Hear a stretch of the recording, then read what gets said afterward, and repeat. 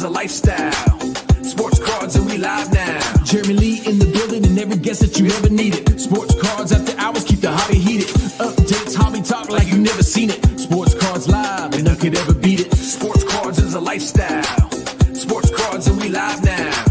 Welcome to another episode of Sports Cards Live with your host, Jeremy Lee.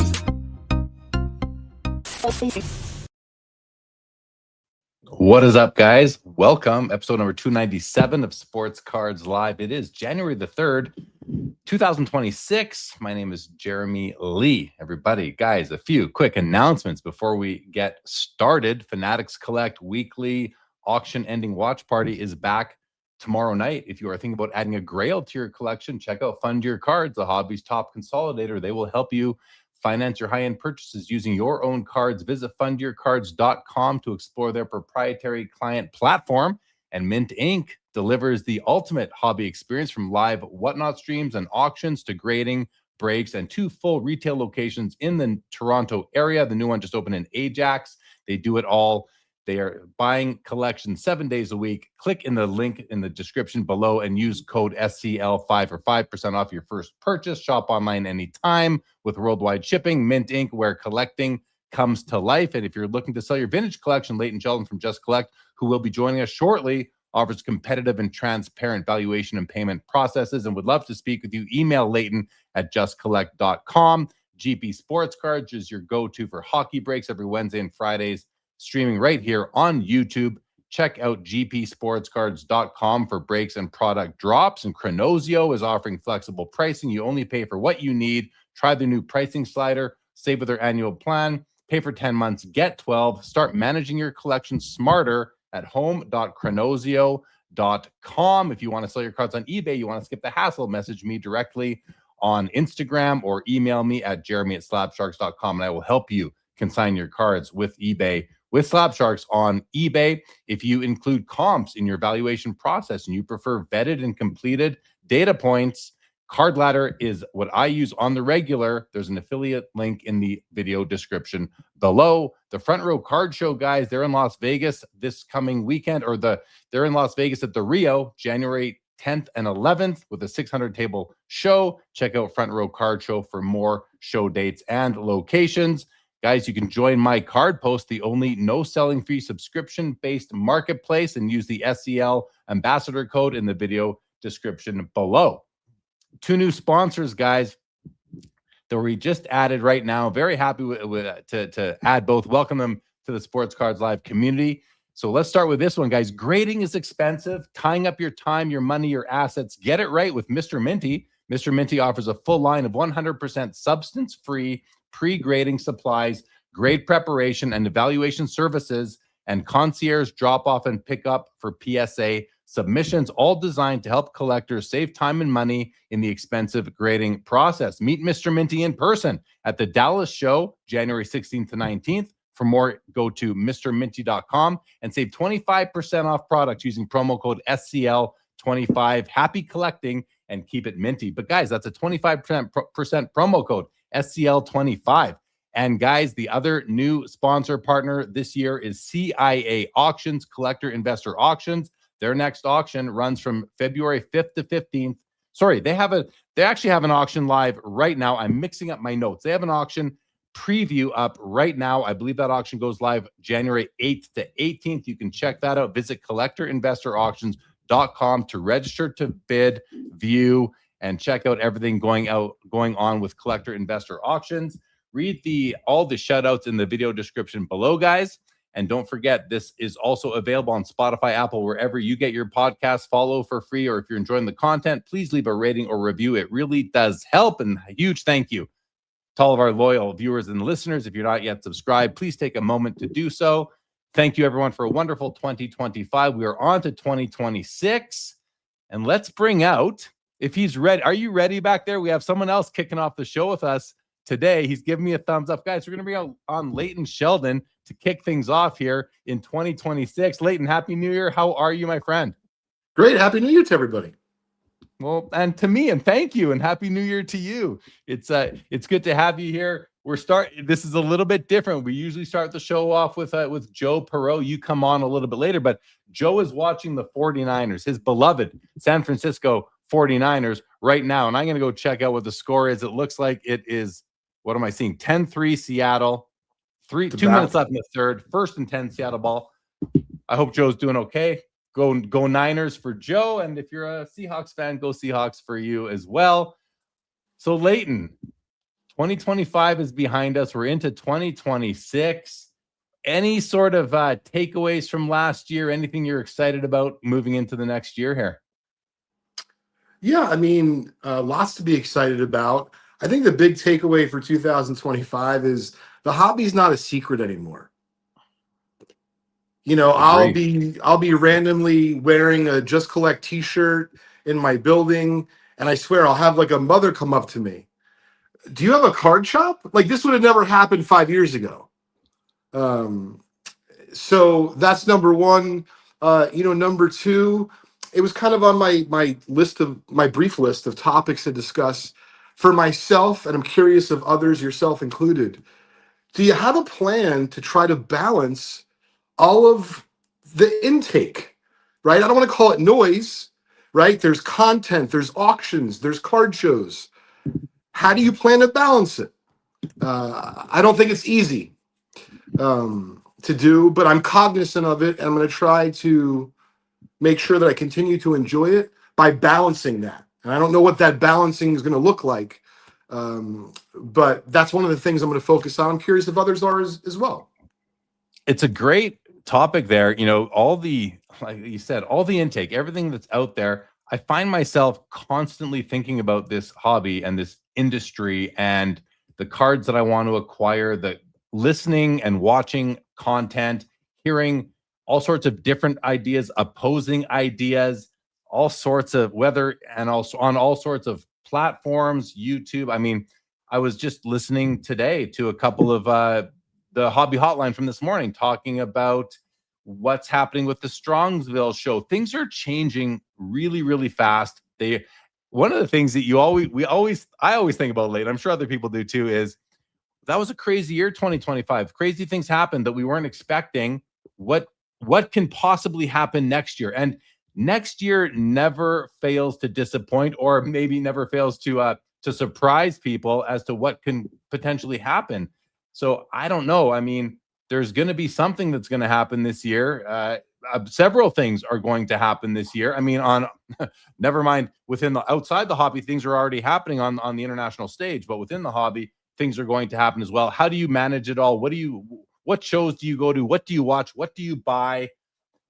There's just so many things to do now. Are you finding yourself at all overwhelmed with it? I am personally, yes.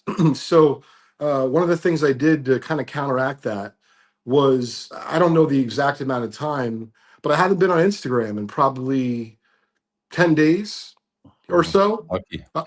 So like, for example, if someone sees Leighton Sheldon making a post, newsflash, it's not always me, right? There's someone who's trying to help me. And so I did try to withdraw from that. And I would say that, listen, it's an issue, and I'm just being candid, when you kind of have like an itch to grab your phone, and I'm living life, right? I'm with my son, or I'm going to play tennis, and you're like, oh, I wonder what's going on there. And so that's what I mean by being really conscious. I love what I do, and I love collecting, but I think that the pace that things are accelerating and happening are, in some cases, really exciting, in other cases, a little bit daunting. But in either case, wherever you find yourself, really important that you are present in your own life, whether it be for yourself or for your kids or for your family. And so I know for me, that's one of the things I'm going to try to strike a balance of, or at least be more cognizant of it and self-aware moving forward in this year. And then something else I wanted to comment on, because it was one of the things I had to ask today, because you're always asking me to come prepare with questions. And I had one today. So Strongsville made a big announcement. I don't want to steal your thunder, but effectively they're moving locations, right? And they're going to have a bigger, better show. And let's assume that they are. Let's just assume that they are. So my question for you, Jeremy, and the audience is, one, can the industry support another vintage-only show? and I think I know the answer that most people are going to give on your show. And then two, assuming that it's the affirmative and it's yes, what month would you choose for that convention to take place? And the reason why I ask it like that is because I sketched out just super high level the Philly show, the Strongsville show, the Fall Shriners show, the National, and there's not as many months left to think about when you would put that show.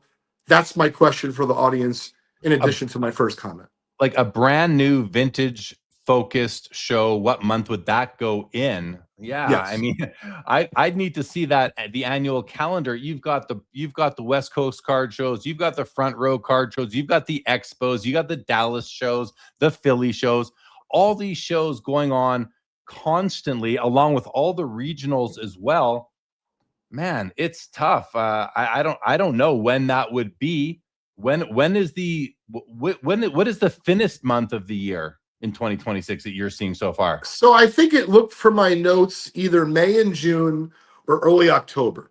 Yeah, I mean June seems to be a month that's open from what I know. There's a Dallas show. There's probably some front row card shows happening, but maybe June's a good one. The weather's fine most places, so I don't know, man. It's interesting. I know that there is a bit of discourse amongst the vintage community on the change in format, I guess, of the Strongsville show, now maybe called the Independence show. I'm not sure as it might be in a different city, a different geographical area within Ohio. But I don't know the answer to that.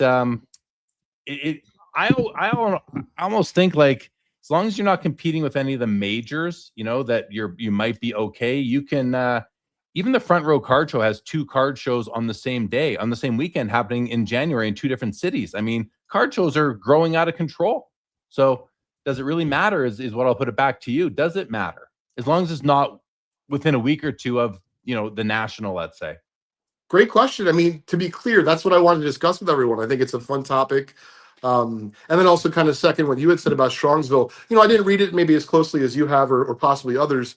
I didn't necessarily realize that there's a new format, meaning like when you say that, does that mean that there's also going to be Pokemon there? Yeah, apparently. Yeah. I think they're merging. They're merging with another show. I don't know what that had a name, but I'm hearing there's going to be a curtain down the middle to split them, so you may not have. Thank goodness we're going to have a curtain. If we didn't have a curtain, I was definitely boycotting. But now we have a curtain. We're all set. There's a curtain. I think there's going to be a curtain. That's what I heard today on Hobby Hotline. I don't know for sure. We'll see. I'll learn more in the upcoming weeks, talking to the guys that run it and see what's going on. But yeah, I mean, there's so much happening in the hobby constantly, and I don't know if I want 2026 to heat up or to cool down. And I don't mean the market, I just mean all the action, the volume of content coming through that I'm not able to watch. There's just not enough time in the day, the amount of events that I want to go to. So I hear, it's interesting. Like, I think you were alluding to that the hobby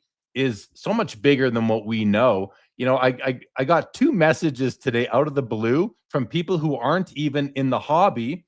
I'm going to read this text I got from you. This is from a guy who I went to college with. We live in the same city now. I see him maybe once a year, if that. He goes, "Hey, Happy New Year, Jared. Quick question. Both my boys are into hockey and football cards so far, thinking they will just destroy them. We have bought cheap cards. However, they both have card holding binders. They have already treated the cards with respect. What would be your recommendation to get them into collector mode at this age?" I mean, these kids are under 10 years old. Is there a specific brand we should be acquiring or any other helpful tips? ? I'm like, I wrote back. I basically said, this is not something I can text back to you. We need to have a conversation. And, there's just, but I did give them a tip. I said I would start with what they're interested in, which sport. And I would also think about, like opening packs is risky. If you want to build a set, it's a good way to do it. But they're, are they really into certain teams or players? They could target specific cards on the secondary market versus opening packs. But now I got to explain to them, I'm sure, where and what is the secondary market. So, I mean, and then another, this is also pretty cool. I'll just show you guys this as well. This came in just not even 2 hours ago. Buddy of mine just sends me this. He sends me a picture. He goes, "Big break day at our household," and there's a picture of, the two boys sitting at the table opening a bunch of baseball cards. Like, so the hobby is reaching the mainstream more now than ever, and I think there's several reasons for that, and I don't think it's going to slow down. I think this hobby is going to grow in 2026. As far as the level of the number of participants, I think is going to go up and up and up. Those are just my thoughts. Do you have any thoughts on that, Leighton? I agree. Nothing to add other than I think it really emphasizes, again, what I was saying just a few minutes ago, how if things are going to continue to quickly move, and there's just going to be more and more, whatever it is, cards, content, etc. It's important to figure out what your lane is, so that you don't lose your identity, and you're able to kind of balance your life, along with the hobby. Absolutely. All right, couple things I want to do here. First, we got a bunch of comments. We haven't even addressed the crowd yet, which we do here, and we will. We've got Paul Hickey waiting in the back to join us as well, and we got some fun topics to talk about with him. So, Leighton, do you mind if I go through and address the comments? You hang tight. We'll bring on Paul. We'll have a three-way discussion. How's that sound? That's great. All right. So I want to say hi we got Jacob Dahl. What is up, Jacob? Chris C. Good evening. Outlaws. Laura is here. Jeff McMahon. Larry Gitlin. Good evening. Have the Colorado Avalanches are just crazy how good they are right now. Cardboard Corner. Happy New Year to you. Willie T. Rob Star. What's going on? Tony Southern Collector 14. Good to see you, buddy. E105. Good evening. I think this is Octavio. Good to see you, Octavio. Yes, it is. Cheers. Thank you, Octavio. Dan's Vintage is in the house. Good evening to you. Lantern, what is going on? Patriot Sports Cards. That's Jeff Hart. Happy New Year to you, Jeff. Chris, an excellent sub. Thank you. We got Bob Boozle in the house. We got the Cardboard Corner. Skeppy is here. What's up, Skeppy? Tonight's t-shirt is Eat the Gum. This is, again, Reindeer Studios from Scott. He has the Eat the Gum. There's also a parallel shirt to this that says don't eat the gum, but I would eat the gum. So I wear right? Thank you. As Leighton would say, thank you for laughing. Bob Boozle says, I move we name this the sports Pokemon card hobby. Who is with me? That's pretty accurate. By the way, I don't know if it's real. Is it the real Bob Boozle who now has an account on Instagram? Because if it is, I'm enjoying following it. Chris from Missouri. I think Chris would have some things to say about what's going on with the Strongsville show. Big D, Happy New Year. Thank you very much. Good to see you. Bob Boozle says, Leighton, have your social media people get in touch with my social media people. That's Drake. Drake's PC. I didn't know that was you, Drake. Oh, MG for the last name. I get it. Hey, Drake, welcome and good to see you. Hoops Hobby Hangout. What's going on? Chris says, for me, the overwhelmingness started in the mid to late 90s. Chris C goes on to say, one of the things that I enjoy with vintage is the fact that I don't have to deal with fanatics, at least so far, when I'm trying to pursue any cards. I hope they stay out of that area. They're in the area. I'm going to be covering several vintage cards on the weekly Fanatics auction show that I do tomorrow. But, I mean, I guess there's other ways to get in. They're not, I don't know. We'll see what happens. No matter the craziness in the industry, the hobby is intact, says Bob Boozle. Good evening to Jay Hawker, Mike Double V, Found Treasures, David Chase, good evening. Called shots. Early June is when he thinks a card show would be good. David Chase says, in December or January, 6 months from the National, Leighton, a couple of votes into your question there. Curmudgeon, what is up? Happy New Year. Lucky says, I don't think the market can support a vintage-only show right now. I think it can. I think it absolutely. I think it could. If it ever could, now it could. I mean, everything's strong in the hobby. Now's the time I think it could, Lucky. But I'm curious why you don't think so. Chris would say June. Rob Star, mid-October. Kids are back in school, far enough from Thanksgiving. Pokemon is on the other side of the curtain. David Chase, Strongsville has a vintage dealer waiting list of over 100 dealers. They could have increased the table significantly and kept it all vintage. Crazy, yeah. Pay no attention to the Charizard behind the curtain. Maybe there's an opportunity for you to piggyback off a big event that vintage collectors would swarm to anyway, says Bob Boozle. Jeff's card, okay, guys, I just have to. We're gonna just slow down the comments because there are a ton. So thank you, okay. Leighton, let's bring out Paul. Let's have a discussion. He's got some cool stuff. I want to get your thoughts on what Paul's bringing. Paul, I want to get your thoughts on what we just talked about. we're going to bring out Paul. You good, Leighton? Yes, sir. Oh, and before we do that, I want to just bring on, guys, please do follow Leighton on Instagram, Leighton_Sheldon and _collect. He's got his podcast, Trading Card Therapy, and check out and subscribe to the Vintage Spotlight YouTube the Vintage Spotlight podcast. We will be doing another episode here in January. Guys, let's welcome Paul Hickey back to the show. Paul, here you go. There he is, Paul Hickey from nooffseason.com, the Sports Card Strategy Show. Paul, hello. How are you? And please say hello and meet Leighton if you haven't yet. What's up, Jeremy? I'm great. Thanks for having me on. Excited to be on tonight. Leighton, good to see you again. I think we met on the show maybe a year or so ago. Good to see you. We again, did. Happy New Year, bud. Happy New Year to you as well. I think actually today might be the last day it's acceptable, according to Larry David, to say Happy New Year. Is that right? That's what I read that today as well. I saw that. I saw the meme too, Paul. Yep. Yes. I figured 3 days grace, right? That's right. Yep. Happy New Like Year. a band or something. Yeah. I'm good with that. I'm good with that for sure. For sure. So Paul, before we jump into anything that you're bringing, and I want to, first of all, I want to introduce you as you're on the hobby spectrum. You are an operator. You were actually the very first operator to join and opt into the Spectrum directory. So we were missing people from the right side of the spectrum. You came on, and then shortly after that, there was another operator joined, and there's one tycoon. Everyone else is to the left, to the lower. I don't want to say the lower, to the left side of the spectrum. The purists, the nostalgics, the precisionists, the hybrids. And here you are as an operator. What was it like to be the first operator in the history of the hobby spectrum? Oh, I mean, I'm super honored to be the first operator in the history of the hobby spectrum. It's super cool taking the assessment, and the questions I thought were very spot on, intriguing the way that they were worded. I might be a little jealous of the tycoon. We can talk about that later. But I'm proud to be an operator. That's a start. That's good. Leighton, have you done the assessment yet? No, but it's my New Year's resolution. Just to get it done. So if you don't get it done this month, you're not going to get it done, right? Exactly. Yeah. Well, look forward to seeing where you fall. So everybody, again, welcome Paul. He approached the hobby from the operator's perspective, and you had a cool. Well, actually, before we get to that, what do you think about sort of the state of the hobby in terms of content and card shows and just everything there is to consume based on what Leighton brought earlier? Yeah, I mean, I was listening to the discussion you guys were having. I mean, I think overwhelming is a good word to describe some of it. I think for me, I've always been good at staying kind of in my own narrow focus. And that'll be kind of a theme that I'll probably carry on with you throughout tonight while I'm on tonight.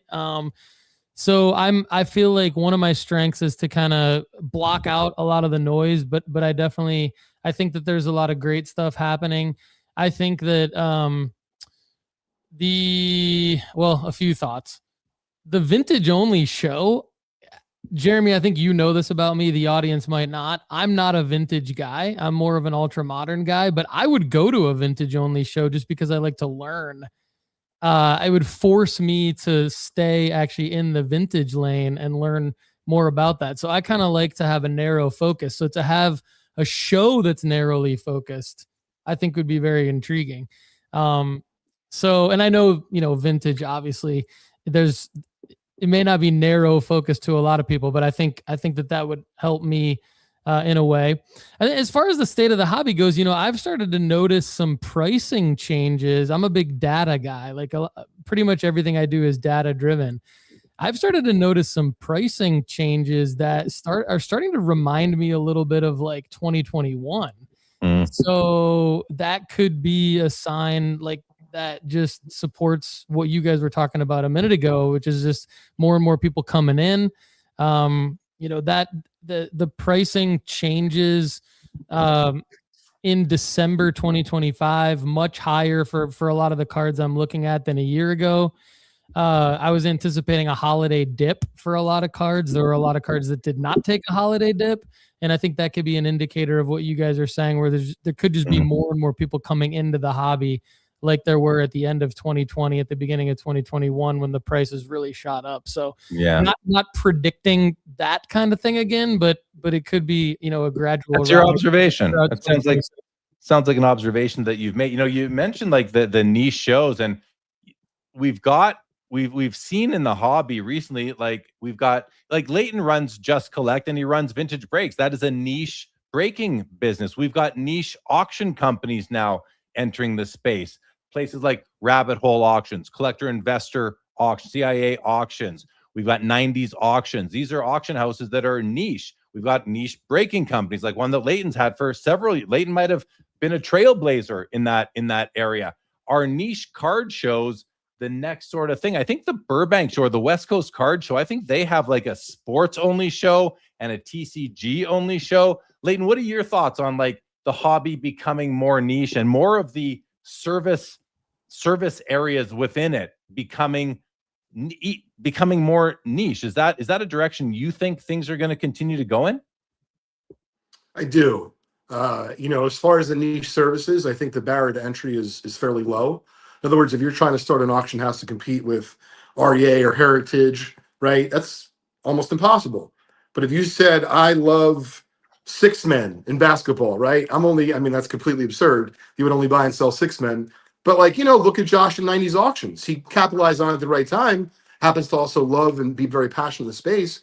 But I think you'll probably see more of that. And I'm hoping that as the hobby continues to see more demand, that you will see either card shows go be a little bit more, I guess, this magical curtain. There'll be these curtains that'll separate the sections, as you were alluding to earlier, Jeremy, or they'll just be a little bit more focused. And there's going to be TCG only shows or sports only but modern. And the reason why I think that's good, for whatever it's worth, most of the conventions I go to, and I'm grateful to be able to afford it, but I'm no fool. For other folks, $10 or $15 is expensive. I couldn't imagine spending $10 or $15 to go to a convention for an hour or a few hours and get really frustrated that you didn't see the products that you were looking for at that convention. Yeah, I heard someone recently use the words. They said that Pokemon or TCG is a different hobby, and to me, it kind of is. I understand that we're talking about the same shaped pieces of cardboard, but they're based on completely different things. One's based on make believe, and one's based on sports, and even like non-sport, if you're talking about things like music cards or historical figure cards, those are based on real existing people. Now I'm not saying it's good or bad. I have a couple Superman cards and a Batman card. I like some make-believe cards in my collection as well. But I think it's almost a completely different hobby. And the fact that they are taking over or at least becoming a huge part of it, I find myself locally not going to 2 local shows anymore, monthlies, because it's all Pokemon now. To go there and find 15 Pokemon vendors for 5 sports vendors, I'm just not bothering. And so I think I have a feeling other people are feeling that way. How about you, Paul? Well, I haven't been to a show since October. I went to the bigger Nashville show, the Nash Dational, as I call it. And, I don't mean to sound spoiled or anything, but like I do get a little bit tired of seeing the same cards over and over again. So I would actually, like, when Leighton threw out a 6th man only show, where my mind was going was actually like a Michael Jordan only show, or like a 90s basketball insert only show, or an 80s basketball only show. Now, like, obviously you would have, in order to make a show like that successful, you'd have to have different business goals for the show, and you'd have to market it to the right vendors and get the right vendors there. And then you probably wouldn't have as many attendees there, but I think you could still have a heck of a show. And I think, and Jeremy, to your point about more like your people texting you that are new to the hobby, friends of yours that are new to the hobby. What I worry about with new people getting into the hobby is coming to a show and seeing overpriced cards that really aren't worth anything, that you can really get, that are kind of a dime a dozen. But if you were to have some cool shows like Leighton's talking about, like 6th man only, or maybe it's something crazy like a Kobe Bryant only show, or, like whatever, maybe it's just something like super niche. I think that's where you go in if you're new to the hobby and you learn and you're like, well, why? You ask a question like, well, why is there this? What even is a 90s basketball insert? Why would they do a show on that? And then it would almost force new people to learn that information rather than come into a hobby with what I believe just kind of has a lot of crap in it. Like I know that might piss a lot of people off, but there's just a lot of stuff that people just kind of need to fade. And I think they learn the hard way, which that's fine. But here's one comment. Here's a comment I want to respond to from Chris. Says, I don't understand the problem with everything being at every show. Are people incapable of walking past a table?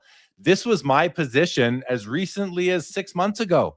I was like, yeah, I'll just walk past them. Like, let's grow the hobby together. Maybe there is some cross-pollination potential.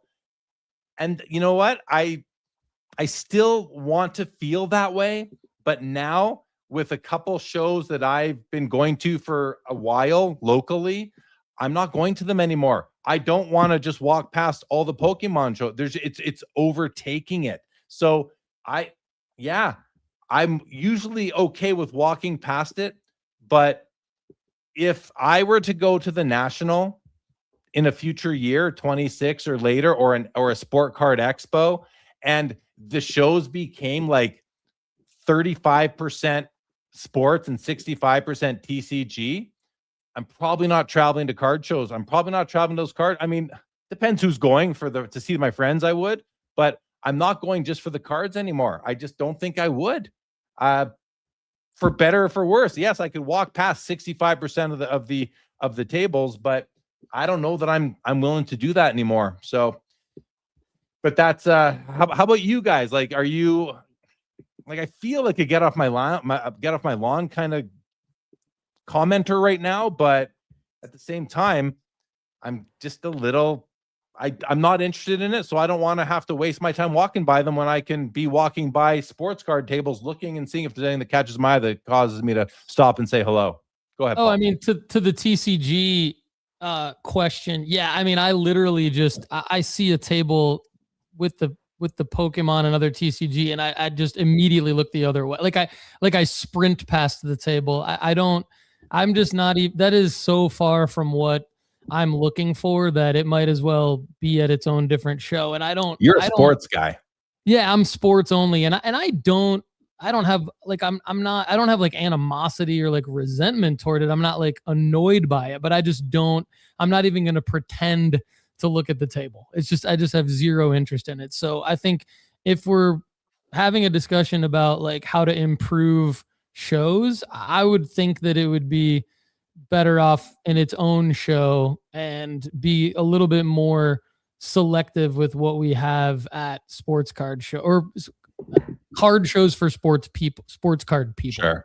Sure. Leighton, any thoughts on I know I can predict what you're going to say, but what do you think? Like, and I would like you to answer this, but let's put percentages on it. I came up with, like, if we're down to 35% sports, I might not be traveling as far as I otherwise would. Where is there a threshold for you?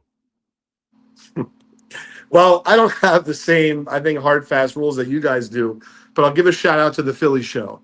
So the Philly show, I think, has done a really great job. Joe Drellick and the rest of his team, meaning I'm talking a non-national convention, right? So this is a big local convention that's held 3 times a year, and they've experienced a lot of growth, guys.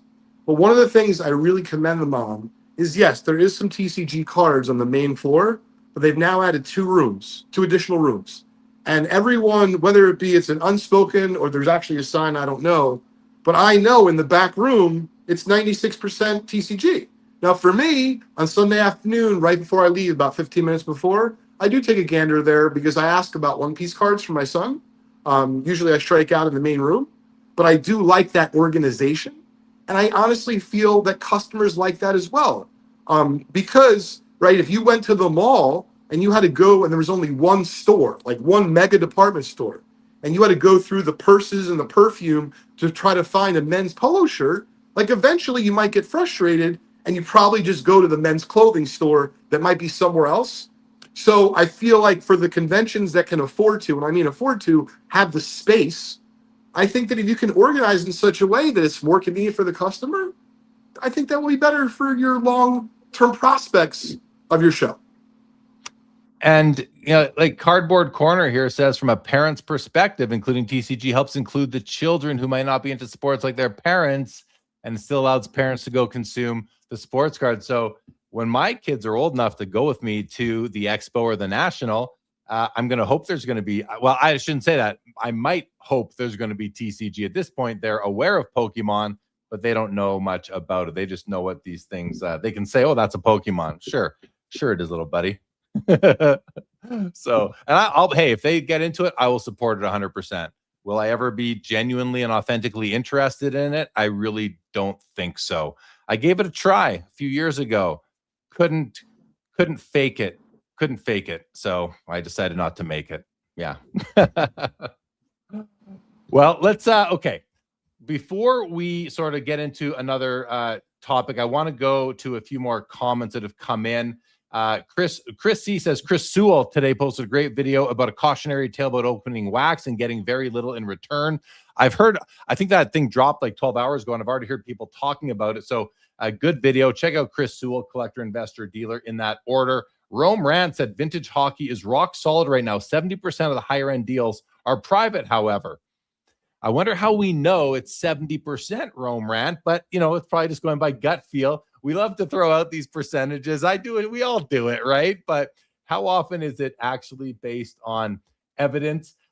Dan says that Chris from Missouri is overdue being a guest on Sports Cards Live. I would have to agree. I just need to get to know Chris from Missouri a little bit better. But yeah, Chris is more than welcome and invited to come on a soon in the future episode for sure. And look at this, Chai Sox Cardboard, first time joining live. Hello and welcome. Always good to have a new live joiner who may watch afterwards or listen to the podcast.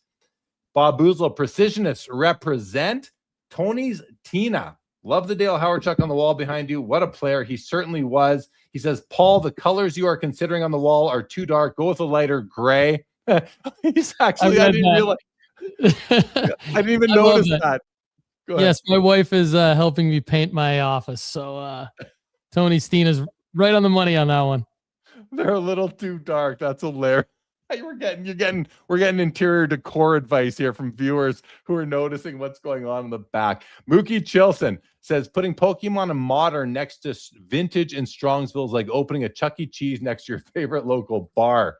We have everybody, quick announcement, everybody. Rage is in the building, everyone. Rage is officially in the building. Linda's first. Hello to you. Purists rock. Linda's first. Spider-Man or Superman is make-believe. Next, you're going to tell me Santa Claus is make-believe. Well, I might, but let's not tell our kids. Chris says, oh, we talked about walking by. Good evening to Kinger. Welcome to the show. David Koo completed the Hobby Spectrum earlier today. Thanks for the opportunity. Oh, you are welcome. Everyone has the opportunity to complete the assessment on the Hobby Spectrum assessment. Go to hobbyspectrum.com. You can put your name and email in to get an access code. You'll have it within 48 hours, and you can take the assessment, see where you fall on the collector investor spectrum, which is on the hobbyspectrum.com. Tony, TCG make believe. I'm pretty sure they found Charizard bones in Utah last year. Okay, and finally, we did that one already, so we're not going to redo it. All right, Leighton, how are you doing for time, buddy? Well, I have a couple of minutes. So first, I wanted to just make sure I commented that when I see you next in a couple of weeks, I'll have gone through the assessment, and now I'm extra curious to see where I fall, as far as everything goes in the Hobby Spectrum. Really excited to check it out, Jeremy. I did come with a question or two for Paul, if I could ask before I take off.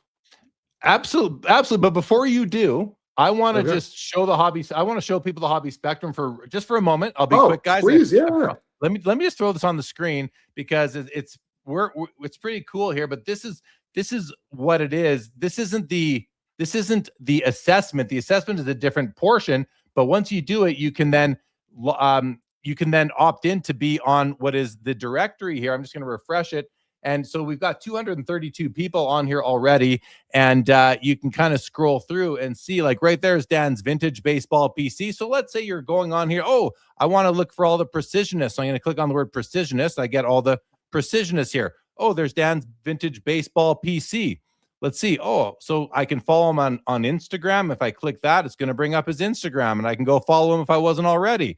Or I can go right to his YouTube channel, and I can now, well, I'm already subscribed, so I'm not going to subscribe again, but I can subscribe to his YouTube channel. So it's not just about discovering your own collector identity. It's also about discovering people who collect the way you do. It's about being discovered. You can go discover, you can scroll through, look for everyone that has a YouTube channel. Hi Pop Professor, right there. Iconic Al, they're brothers, actually, these two. They talked about the spectrum in their most recent video. There's Bob Boozle, guys. We got Bob Boozle on the hobby spectrum. So you can come. Brutus on Baseball, another great YouTube channel. You can come and just go and click away and find other people to follow. So it's about the whole platform is about discovering your own hobby identity. It's about discovering other people who are like you and their platforms. And then it's also about being discovered. And if I just sort this by the score, and I now, let's just, sorry, we got to, okay. I'm going to clear the precisionists. And now we have, so Foul Ball from our chat is a 5. He and Yount Fan have the lowest score. But if I reverse it, we have our one tycoon there, and there's Paul. He's got the second highest score of all at an 81, and he's added in all of his links as well. So you can come and find Paul. You can find Junk Wax Heroes, who's often in our chat.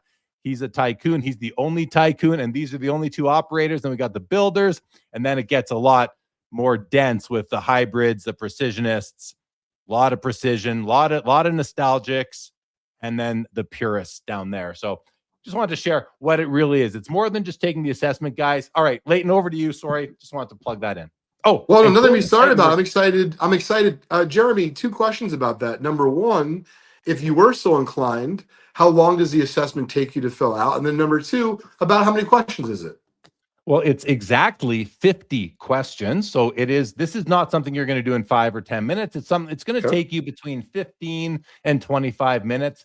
But I recommend that you think about each question, give them the thought they deserve, because you want to get the best result for yourself.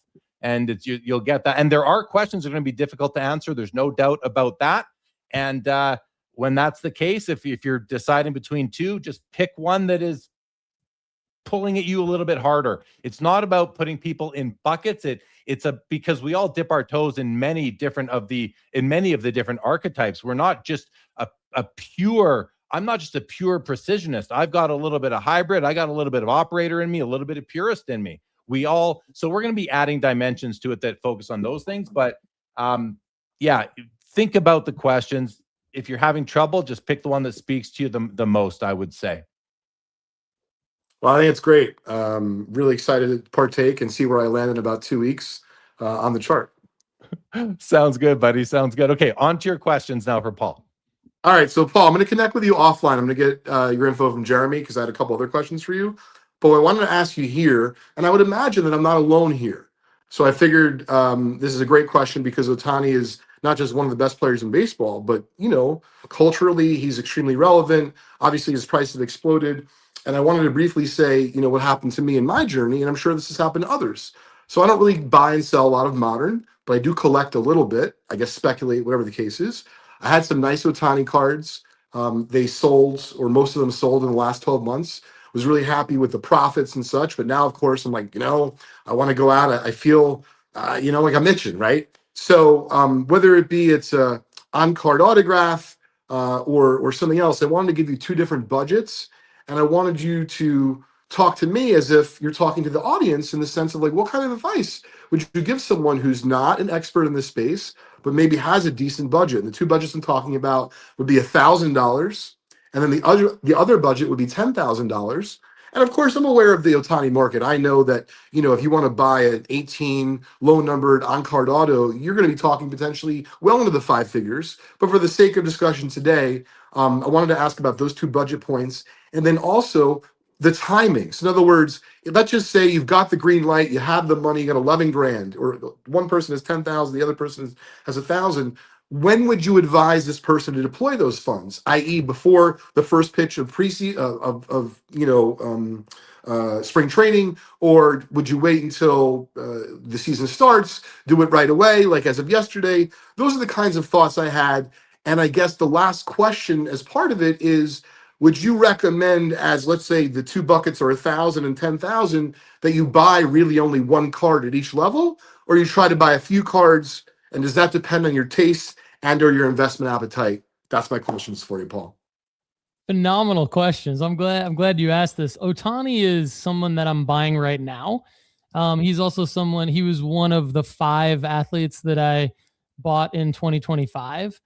And the tricky part with him is he's an anomaly in terms of like pattern recognition in the data, because his cards, most of his cards just continuously go up year over year. Like if you look at the same time frame year over year, he's typically gone up since 2020. Well, since everything came down during 2021 and then plateaued. Like if you look at things since probably like the summer of 2021 through now, he's kind of been an anomaly, whereas a lot of other athletes, even top tier athletes in their sport, will typically take a dip in say December or June or something like that, depending on the sport they play. Otani is just the one that just continuously goes up year over year. So he's someone that just has a different pattern of data, but it's still in late December, early January, it still happens to be, of all the times a year, the time of year where people are thinking and talking about him the least, except for the year when he signed with the Dodgers. So I think now is a good time to buy him based on the data. Now, in terms of the questions with the 2 different budgets, we have sports card rankings at nooffseason.com. So this is perfect to do because the rankings at nooffseason.com will fit any budget. With Shohei, I'm a big fan of raw to grade, even though his rookie cards are from 2018. What happens with him when you grade him is he is, again, an anomaly in the sense that his PSA 9 will typically outsell his raw price. So if you can find a card that has a chance at a PSA 10 or a gem mint grade at any other grading company, but could still get the mint 9 grade, you're still going to come out ahead or potentially a break even.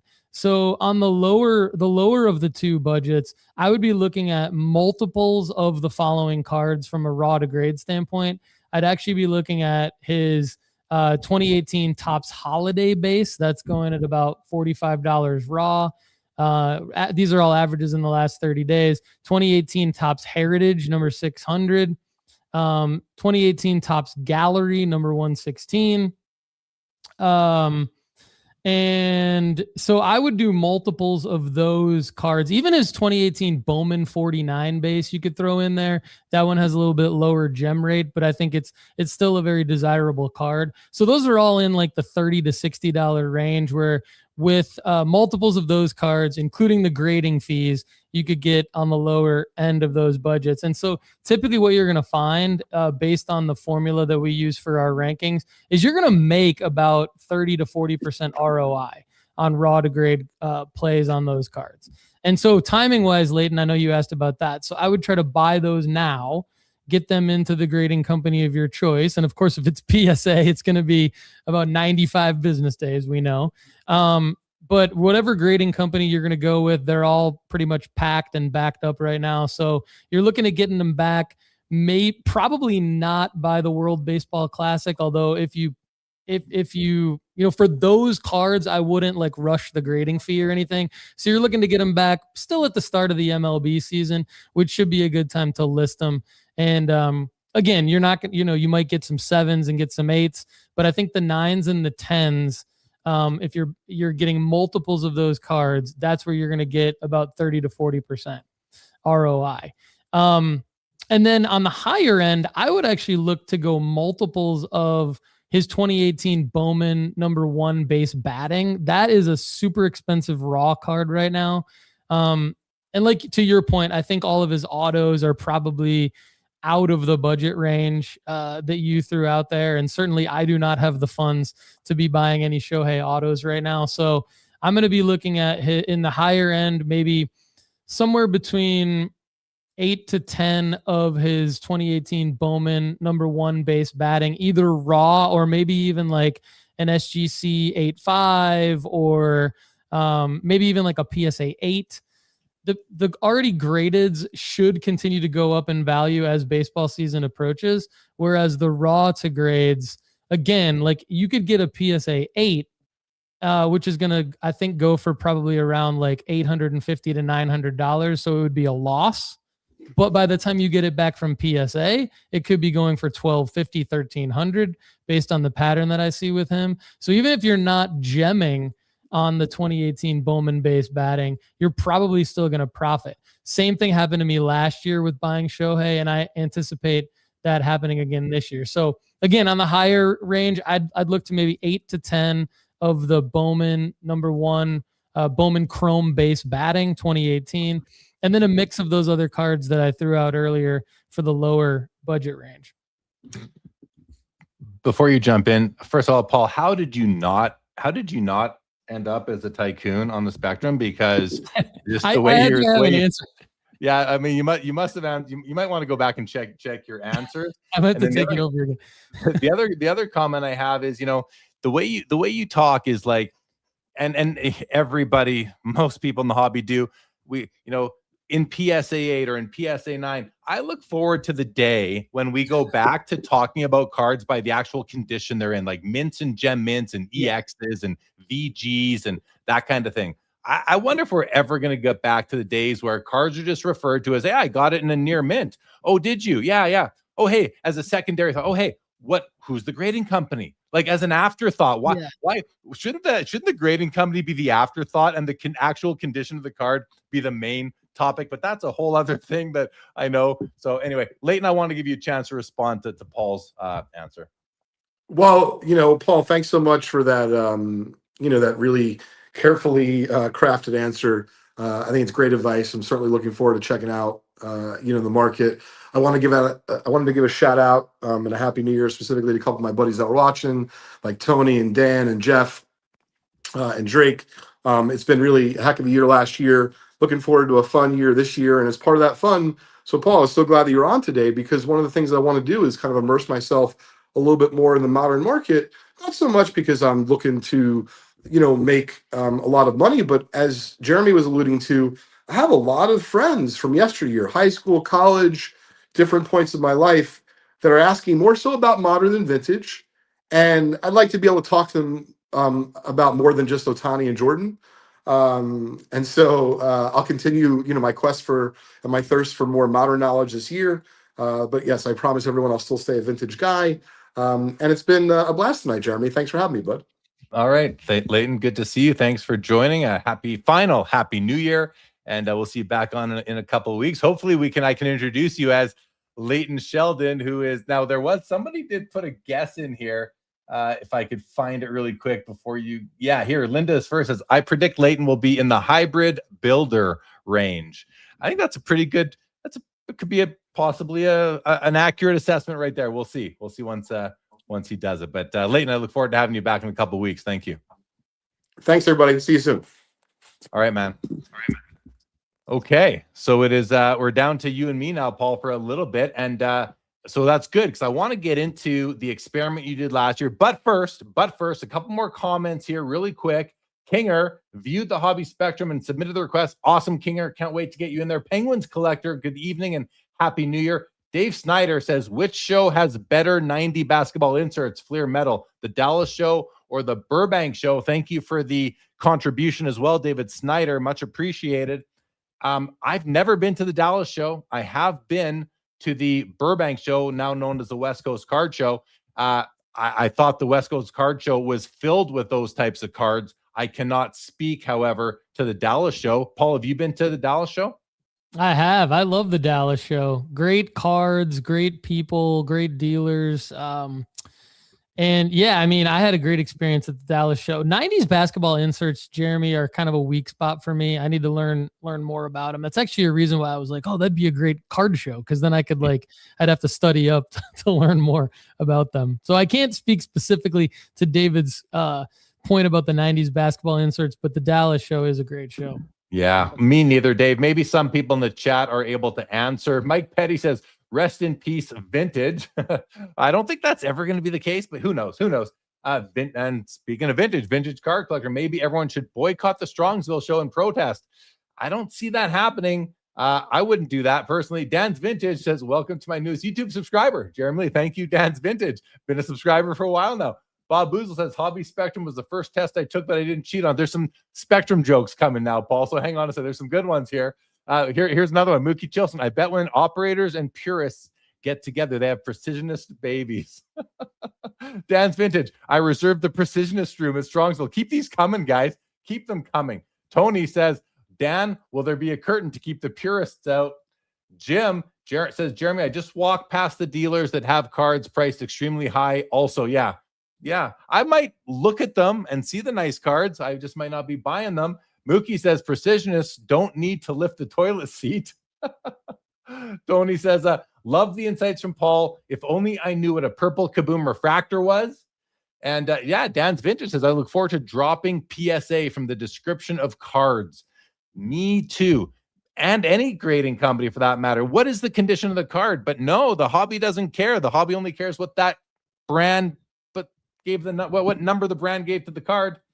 And Chris E says best card band ever, the VGs. That's a great one. That's a good one there too. Good stuff right there. Okay, so Paul, let's jump in. You did an experiment in 2025. Set the table. Tell everybody, what did you set out in 2025 to do? It's now over. What did you do? How did it go? Give us the information. Yeah, thanks, Jeremy. So in 2025, I decided I was only going to buy cards from 5 athletes, and I gave myself 2 hall passes based on plays that had worked really well for me in the past. And the hall passes were specific to print on demand cards. So I said Cooper Flag and Shedeur Sanders. This was back in November 2024. I said Cooper Flag, likely number 1 overall pick in the NBA draft, and Shedeur Sanders, all the way up to the NFL draft, was likely a first round pick at the quarterback position. So those were my 2 guys. I was going to say I was going to allow myself to buy print on demand cards for the 2 of them, and I'll explain why in a second. Jeremy, before I get into who I bought and how it went and everything like that, I want to give a little bit of a background as to why I did this, right? Because I think with me, I want everybody to know, I really started similarly to the friends of yours that texted you that you were referring to at the beginning of the show, where I got super excited to get back into the hobby after like a 30-year hiatus. My kids were much younger at the time, and they were kind of interested in getting into it with me. And it was like, hey, I've got some disposable income because I had been successful in another business. I felt like I had like the right to treat myself to this, some excitement in this hobby. But, 3 to 4 months in, I had wasted a ton of money. I had a bunch of cards that I didn't want. I was having fun, but I was a little bit lost, and I had learned a lot, which was great. And what I had learned is what I really only am interested in, maybe 5 to 10% of everything that I had acquired, and probably less than that had any value, aka other people were only interested in maybe 1 to 3% of what I had acquired. And so it was just this smack in the face of, this is a very slippery slope. This hobby is a very slippery slope, especially if you're just now coming into it. The joke about the purple kaboom refractor, like that resonates with me because, if you collected as a kid decades ago, you're coming in and you're going, what is all this stuff? We only used to have this. We only used to have that. So point being, I learned very early on that I needed to narrow my focus, but I hadn't really narrowed my focus. So what I was doing in 2022, 2023, and 2024 is I was making a lot of smart plays on the right card for the right player at the right time. So I had gotten a lot better at understanding what was desirable and what was accessible. But I was still seeing all of my wins canceled out by a ton of losses. And I was taking too many chances that were canceling out my wins. And so I said, you know what? I need to do this experiment, and I need to handcuff myself and limit myself to only 5 athletes. Now, the number 5 was a bit arbitrary, but I felt like I wasn't going to do 10. I wasn't going to do 15. That was like way too many. So really 5 kind of gave me like, okay, that's enough to pick the most elite or the best chance in each sport, right? So that's how I came up with the number 5. My 5 were, I wanted to have a little bit of variety, but I ended up going with Victor Wembanyama, Michael Jordan, Arch Manning, Caitlin Clark, and Shohei Ohtani. And part of the reason why I spread that out is because I had never really bought retired athletes before. So Michael Jordan represented that faction of things. Shohei Ohtani represented baseball, and I am not a baseball guy. I like baseball, but that's not my strong suit. So I went with Shohei just because he's so liquid. He's so easy to buy and sell. People will always have interest in him. I went with Arch Manning as a total flyer, very expensive, but total flyer. Caitlin Clark as the number 1 representation of basically women's sports. And then Victor Wembanyama as just a huge high upside guy going into his second year. Now, it's kind of funny how things play out. We'll get into that in a second. The print on demand plays, the reason why I allowed myself 2 of those is because when I looked at what had worked best for me in 2023 and 2024, it was buying Topps Now and Panini Instant cards for players who did not have a very large ecosystem of cards. So AKA players whose rookie cards or first cards were Topps Now cards or Panini Instant cards, grading them right away at PSA or Beckett or SGC or CGC, getting them back and immediately selling them on eBay. I was making 50 to 150% profit margin on those plays. And with a guy like Cooper Flagg, I didn't want to miss out on that opportunity. Now, of course, the cliche, what has kind of become a cliche Mike Tyson quote is you have a plan until you get punched in the face, and then you have to adjust. And that certainly happened to me in 2025. The Caitlin Clark thing backfired a little bit because she got injured. So there wasn't there wasn't really the opportunity to sell her. Victor Wembanyama, he got injured, but then there was a huge opportunity to buy him. I really messed up on some Michael Jordan plays, which I'm kind of excited to talk to you and your audience about my Michael Jordan, mistakes, right? And how that panned out. Shohei's cards kept going up, so he was higher and higher to buy into. He was harder and harder to buy into. And then Arch Manning didn't really have the college season that people thought he would have, so there wasn't really the selling opportunity with him. However, because I picked seemingly not risky investments for a 12-month period of time, meaning I strategically picked athletes who had really the highest sales volume, some of the highest prices, really the indicators of the most popular figures in their sport. I was still able to win, even though not all my raw to grade plays panned out, not all of my timing panned out, and there were some pretty serious Michael Jordan losses as well. So I'll give kind of my overview, if that's all right. Yeah. You want to jump in real quick? Just to take a quick break. So I just want to a couple things. First, I like a couple comments. Chris C says limiting to 5 easy for me. Ryan, which I'm guessing is Nolan Ryan, Sandy Koufax, Kobe, Barry Sanders, and Jackie Robinson. That's a beauty. That's a beautiful 5-pack right there, Chris C. But why that doesn't work why Paul doesn't go vintage is because, like he said, he's doing ultra modern.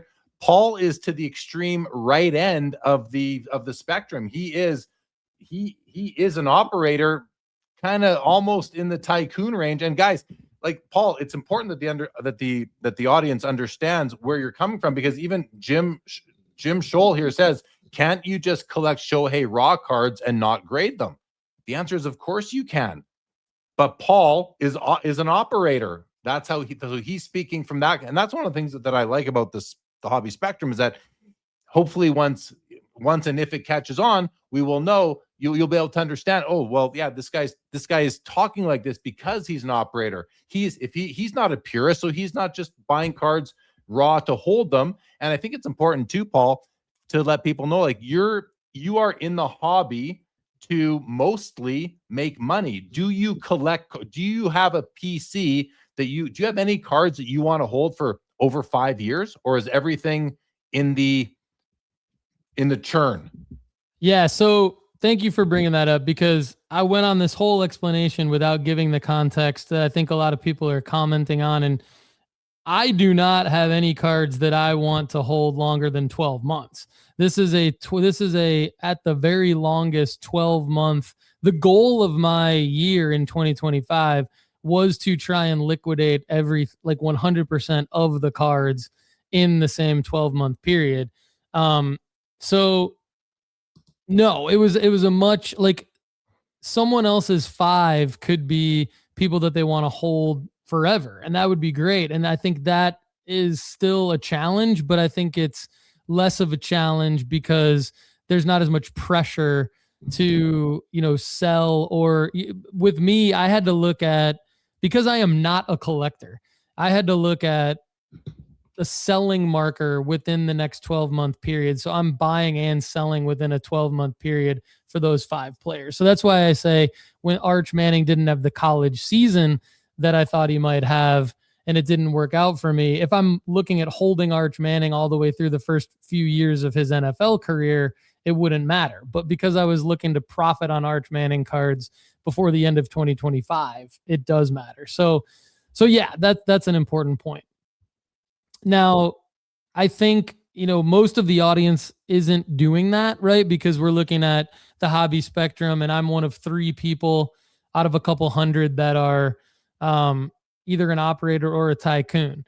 However, Colin Murray just says tycoon just completed, so we might have our second tycoon. And sorry, I'm gonna put you on hold for another moment here, Paul, because I just want to speak to an exchange that happened on Instagram. But to Colin Murray, I don't see you on the directory, so make sure you opt in and add your links, and then you can get on there. But one of the things that somebody posted something on Instagram on one of the Hobby Spectrum posts that I did yesterday, I think it was, and it basically said, it's all BS. Everyone's in it for the money. And I said, I don't know about that. I think more people are in it to collect than for the money than you might think. He said, it's BS. He says maybe 20%, 25% of people are actually collectors. Everyone else is in it for the money. But if you look at the data that we've built up already on 234 people now, on at least publicly on the Spectrum directory, it's like 80% of people are to the left of center, are hybrids to purists, hybrids, precisionists, nostalgics, and purists. I mean, that's almost everybody is down there. Very few people are to the right in the tycoon, operator, and even builder stage. So it's interesting that there's a major sort of narrative out there that everyone's in this for the money.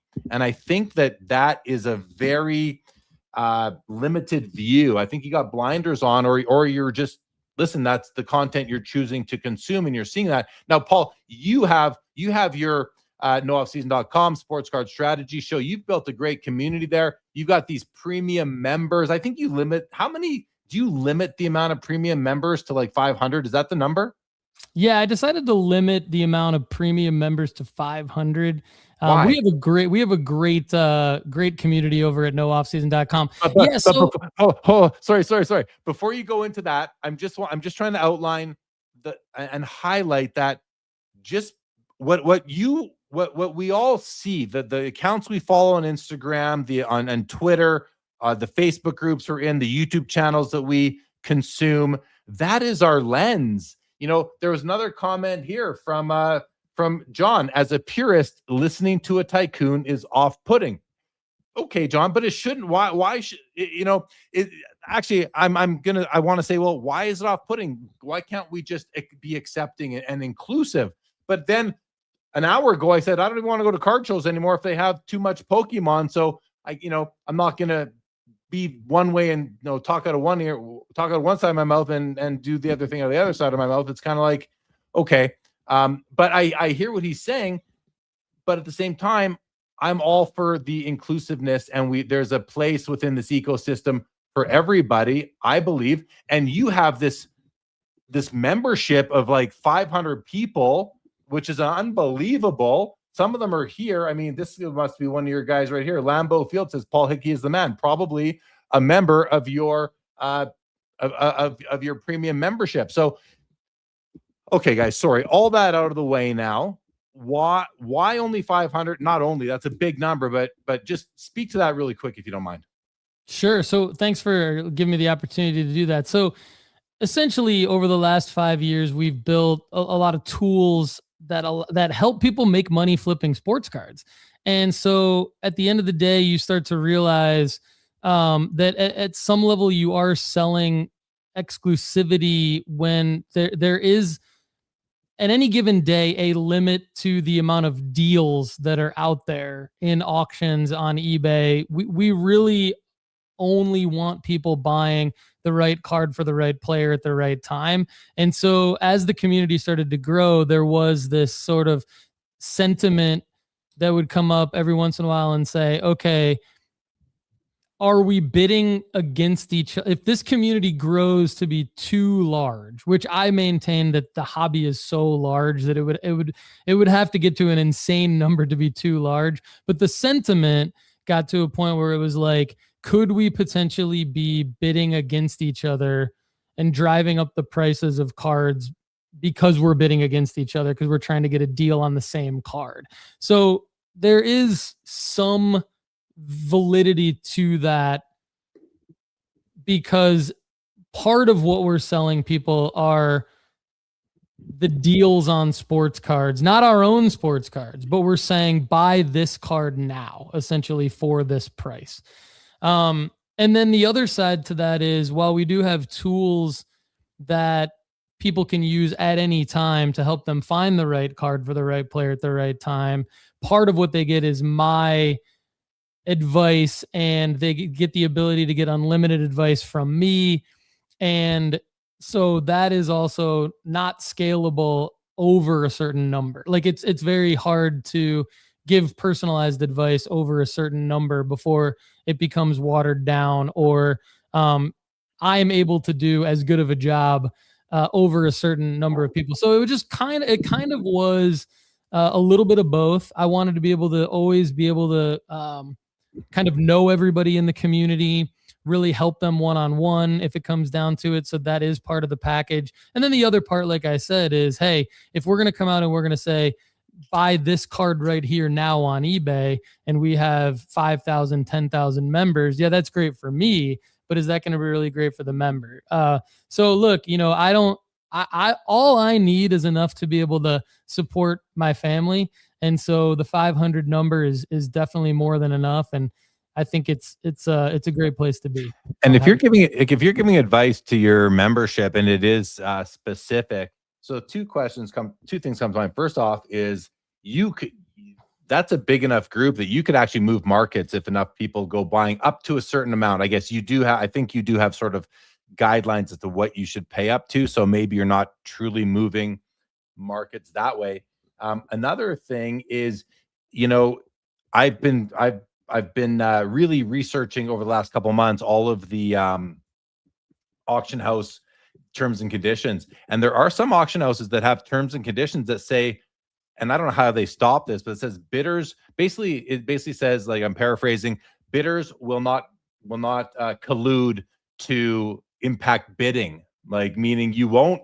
Like, which is ridiculous, because if I know if my friend collects the same thing I do, it's like, hey, are you going for this or am I? Oh, you're going for it? Okay, I'll back off. I won't bid. That's collusion. But I don't think anyone's going to stop doing that if terms and conditions say that. But something to be aware of, at least, I think that is something that goes on in the marketplace. 3D80s kid does respond. John says basically the people on the high side of the spectrum are trying to extract as much money as they can from the folks on the low side where the cards stay long term. Interesting take right there. And definitely, Paul. However, without those people, where are we getting our cards from, right? You need people to buy. If everyone collected, there would be no cards moving. You'd only get cards from packs. That'd be it. There'd be no secondary market. I think, I see a lot of comments coming in, and I have respect for everybody in the hobby. To your point, I think we've been around long enough to have met a lot of different kinds of people and had a lot of different conversations about, okay, what do you do? What do you do? What are your goals? And I think a lot of us have come together on that. Part of the reason why you allow me to come on your show is because we're friends and we've learned a lot from each other. And there are a lot more similarities, I think, to people on the one side of the spectrum than the other, even though we're proud of our identities and things like that. I think people like me get a bad name when we are in front of collectors. And I understand why, but I also want to kind of just say that the reason I do what I do is because I love doing it. Like I'm not making an obscene amount of money flipping sports cards or doing what I do. I was making more money doing the job previous that I left to come in and be in the hobby full time. I could be making a lot more money doing a lot of other jobs. I love the feeling that collectors get searching for a card that they've wanted for a long time and then holding it forever is the same feeling I get when I'm transacting. When I find a deal on a card and I know, okay, based on all the data that I've looked at, this card's going to go up in 6 months. Yeah, it's nice to get the money from it, but it's more fun than it is anything else. And the other thing too is what doesn't get talked about enough is there's so many people coming into our hobby every day that get just absolutely screwed in breaks and ripping wax, and even by dealers with overpriced cards. Like there's far more shenanigans going on elsewhere. What I'm doing and what we're doing at nooffseason.com on the Sports Card Strategy Show, whether you agree or not, I'm going to tell you all, we are keeping people in the hobby. We are keeping people in the hobby so maybe they can buy your cards or maybe they can trade with you. You know what I mean? So just be careful if you identify as a purist or nostalgic or precisionist and you're ripping on people on the operator and tycoon side of things. We're not out to screw you. We're not getting in and leaving the hobby. I've been here and I'm going to be here for the rest of my life in this hobby. The fact that I make money at it is because that's what I like, the challenge of trying to find a card that's going to go up in value. That's what it is. Yeah. I think I think a lot of people, like I said, dip their toes in several of the different archetypes, but I can't stop thinking about what I even just said a few minutes ago, which is like, and a lot of the purists and the nostalgics that I've seen so far, people that I know, they love their operators and their tycoons. They love their vintage dealers that they can go to at every show.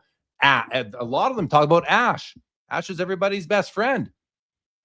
You ever have if you've ever had a conversation with him, I don't know. Maybe you don't want to because it's off-putting to listen to a tycoon or an operator talk, but yet those are people that are doing services. They are bringing cards to the collectors. It's an ecosystem. I think everything, they're all necessary. I understand I still like, and not to pick on John. He's a friend of mine too, and we've spent time together. I'm not, it's more just because I get it. I get that as well. I really do. But I like to think that we can get along with people who are engaging in the hobby differently than we are, learning from them, it's like even just knowing what they're thinking. You're doing us a service by coming on and sharing the inside thoughts, the inner thought, and you do it. Paul, you do it very in a nice way. You don't take offense to comments that people might take offense to. I think it's very admirable that you do that. I even told you before you came on. I said, you got to be a little bit careful. There are some people you might be off-putting to some people. I know that, but again, we're all this hobby. There's no rules. There's no security clearance to get into it. It's a very low barrier to entry. Anyone can come into the hobby, and the fact is that it is an ecosystem. So again, if it wasn't for the people that are either dancing across the spectrum or that are really leaning on the right side towards like the dealers, the flippers, without them, a lot of people aren't getting the cards that they want anyway. Or you just have to buy packs. And now you're into the gambler spectrum, which is a whole other thing, because it's all gamble. It's very risky. It's risk. So I don't know, just a couple of thoughts on that. Let's do just a couple comments here, Paul. Just a couple comments. Iconic Al says Paul's approach is great in an up market, which is a really interesting comment, Paul, because how do you respond to the down market side of things? Well, I disagree with Iconic Baseball's comment, unless I'm misunderstanding it. I mean, I got in an up market, which was 2021, and I lost a ton of money, but that didn't keep me out of it. That just forced me to get better at it. I mean, I came in 2021 and paid way too much for stuff. And that's just the timing of it. Like, that's just I found my old sports card collection in December 2020. I thought, oh, this is cool. I was building websites and doing digital marketing for the previous 10 years, running my own company. I was like, I want to get into this hobby. And my way of doing it was to jump in with both feet. Like I said earlier, buy a bunch of stuff, got all pumped. And then and we all remember February of 2021. I mean, that's when I started buying stuff. So my approach is not great in an up market. You have to be very good at all times to understand when to buy. Why are you buying what you're buying? When are you going to sell it? What's your strategy? That's why my show is called the Sports Card Strategy Show. What is your strategy? And sometimes my challenge to collectors is, why are you buying that card? Are you going to be happy with yourself 5 days, 5 weeks, 5 months from now, 5 years from now? Why are you buying that card? I know why I'm buying the card that I'm buying, because I have a selling marker in mind. I know that might be off-putting, Jeremy, and that's fine. But I just think it's actually like, my approach would be way easier in a down market, because then I would just I'd buy everything low knowing that everything's going to go back up again. But I think what we talked about earlier is that prices are starting to rise again. So it's getting tricky. People have to be very careful what they're buying. Wax prices are going up, singles prices are going up. And so whatever floats your boat out there, you're at the risk of wasting a lot of money. So you just have to be very strategic what you're doing. When you buy cards with the intention or the hope that they're going to go up in value so that you can sell them, you're hoping for an up market, at least for that card or those cards. So as Al says, are you ready for a down market?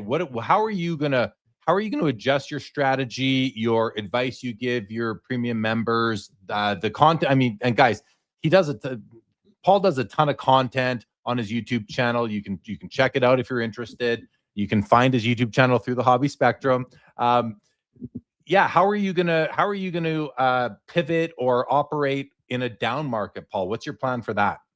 Everything I do, I don't buy anything without a selling marker in mind, and my selling marker is 3 to 6 months. And so within that strategy, 90% of what I do is raw to grade. So it's not about an up or a down market. It's about the play that I'm making. And so to get everything out on the table, I built sports card rankings based on real data of what's the 30-day average of a raw card.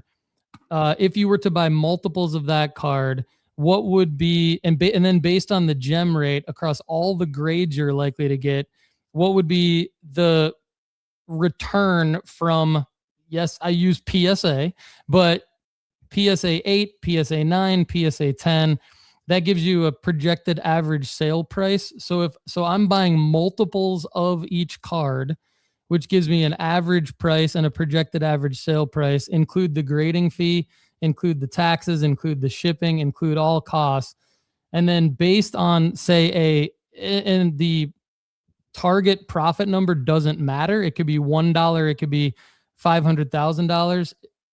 Putting a target profit number in that formula, in that equation that I built at nooffseason.com, gives you the same ROI number for the card. So then all we do at nooffseason.com is we sort by the highest ROI, which we were talking to Leighton earlier about the ROI number on the Shohei cards. That rankings at nooffseason.com is a cheat sheet for raw to grade.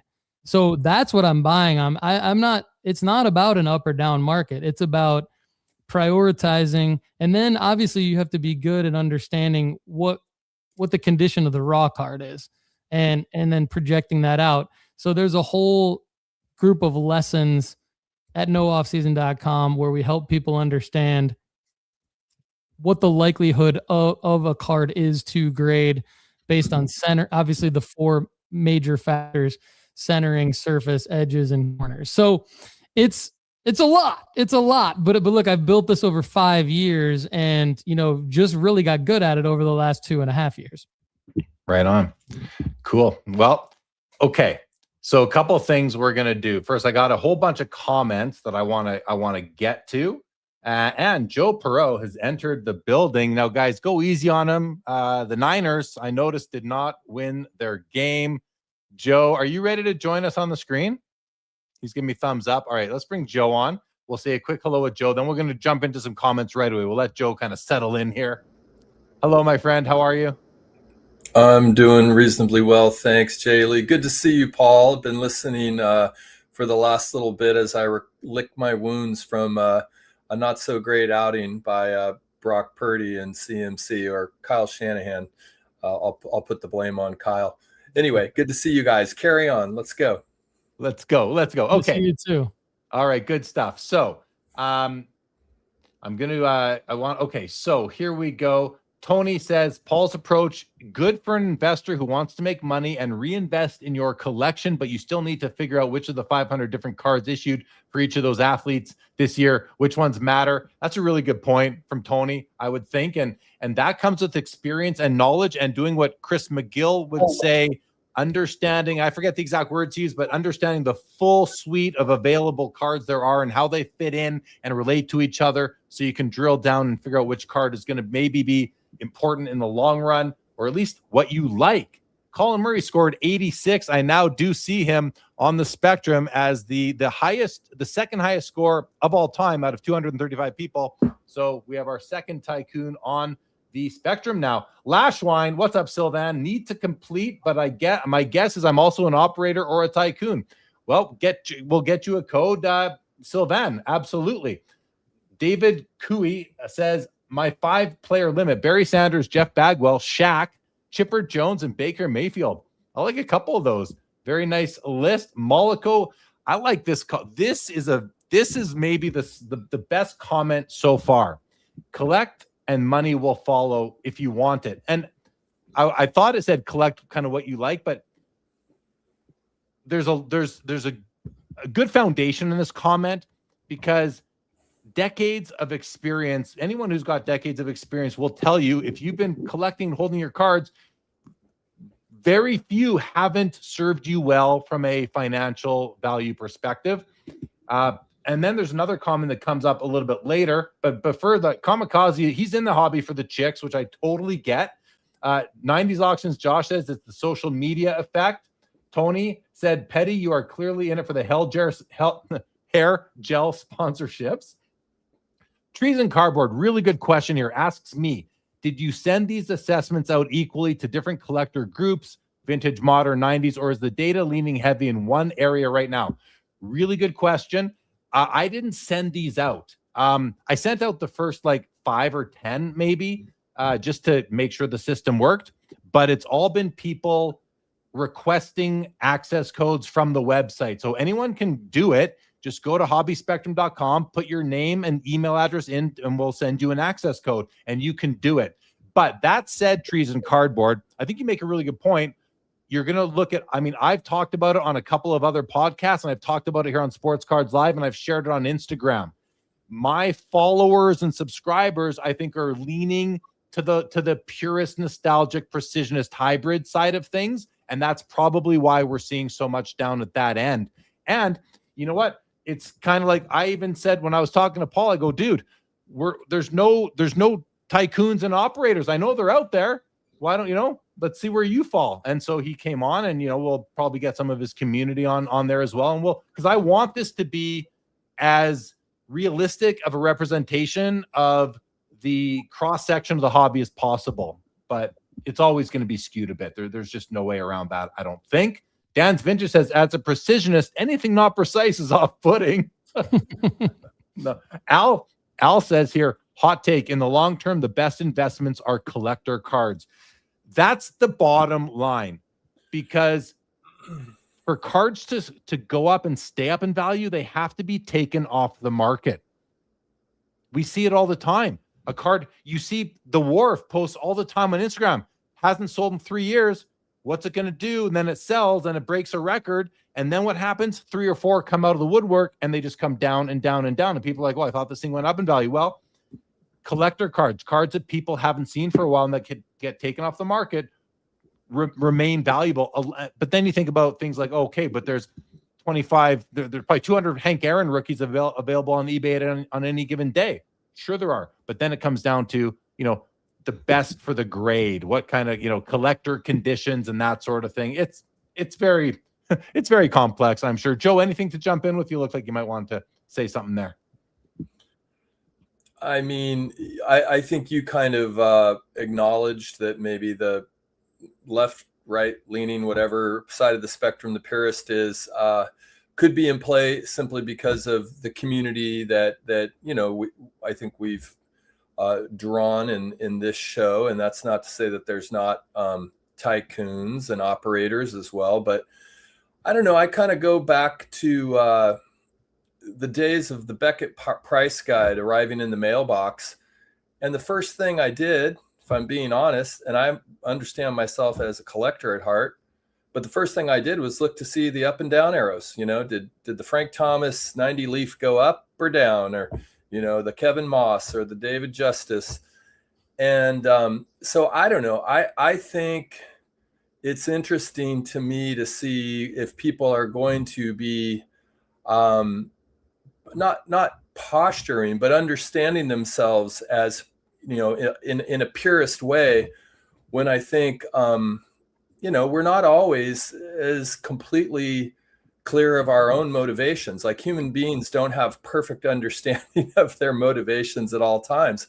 And so I don't know, I just throw that out there, not to call anybody out, maybe just to acknowledge my own sensibilities. Even though I understand myself more as a purist, I showed up as a precisionist, but I may be more fully in the direction of, an operator than I'm even acknowledging to myself in the way I'm answering the questions. And, so all of that just comes to mind as I think about my relationship to the hobby over 30 plus years.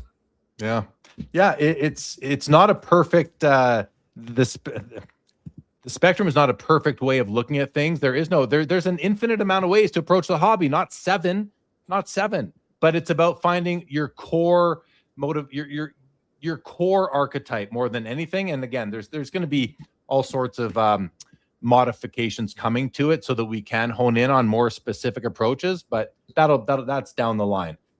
Roger, I am not from, I think that is Wisconsin. I am not from Wisconsin. Mollico, all aspects are needed to thrive as a hobby overall. Agreed.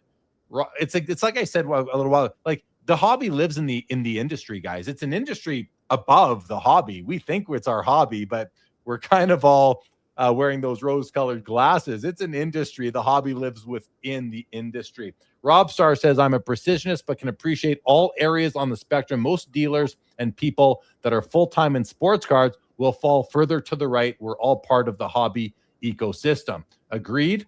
Hobby Champ said, no one is forced to pay more for a card than they were willing to pay. Anyone whining about people making money in the hobby is kind of a dope. Just my opinion. Lashwine says, Paul and me have a very similar story. He goes on to say down here that Paul sold him on a membership. So you might have a new premium member, Paul, which is my friend Sylvan.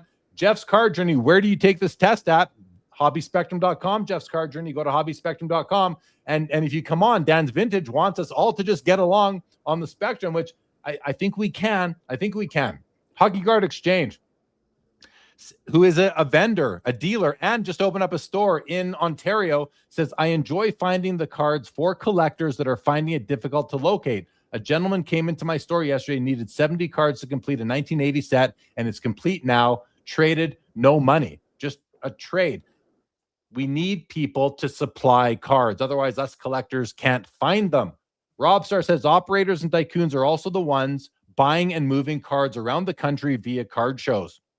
Absolutely. It's the ecosystem, guys. It's ecosystem. Canucks fan says if you have long-term success, if you have long-term sustained success in this hobby, you can do anything in business. I think what he's saying is the hobby is a great training ground for business applications and skills. And I think it's right, especially for youngsters, they learn so much. There's good things to learn in this hobby for youngsters, how to talk to adults, how to negotiate, developing confidence.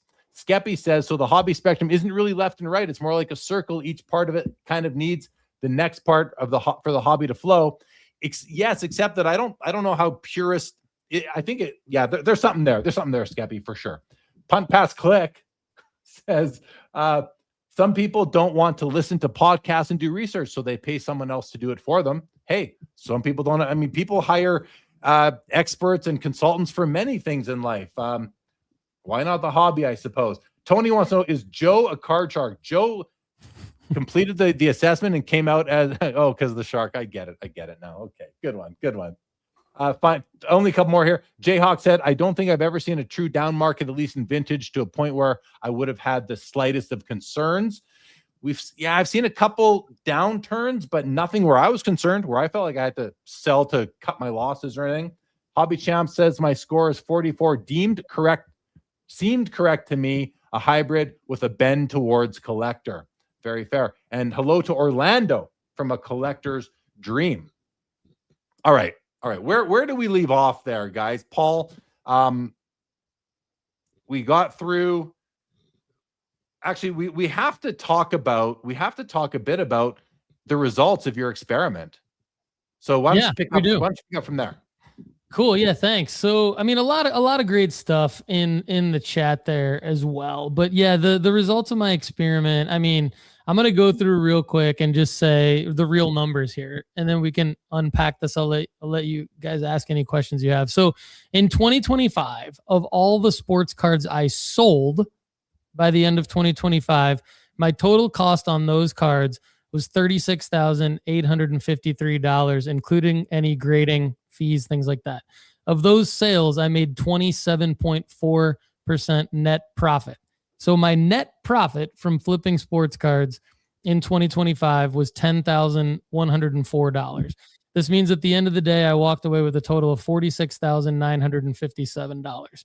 So in addition to that, I did spend $14,418 on sports cards that I'm still holding, some of which are still in grading, some of which I'm just waiting for a future selling marker. And so I did do a little bit of analysis on the market prices on the 14,000. I am up about another 20 to 25% based on current market value on those cards. And so, my big thing that I tell my audience all the time, our nooffseason.com family, is you're going to lose about 50 to 70% of the time.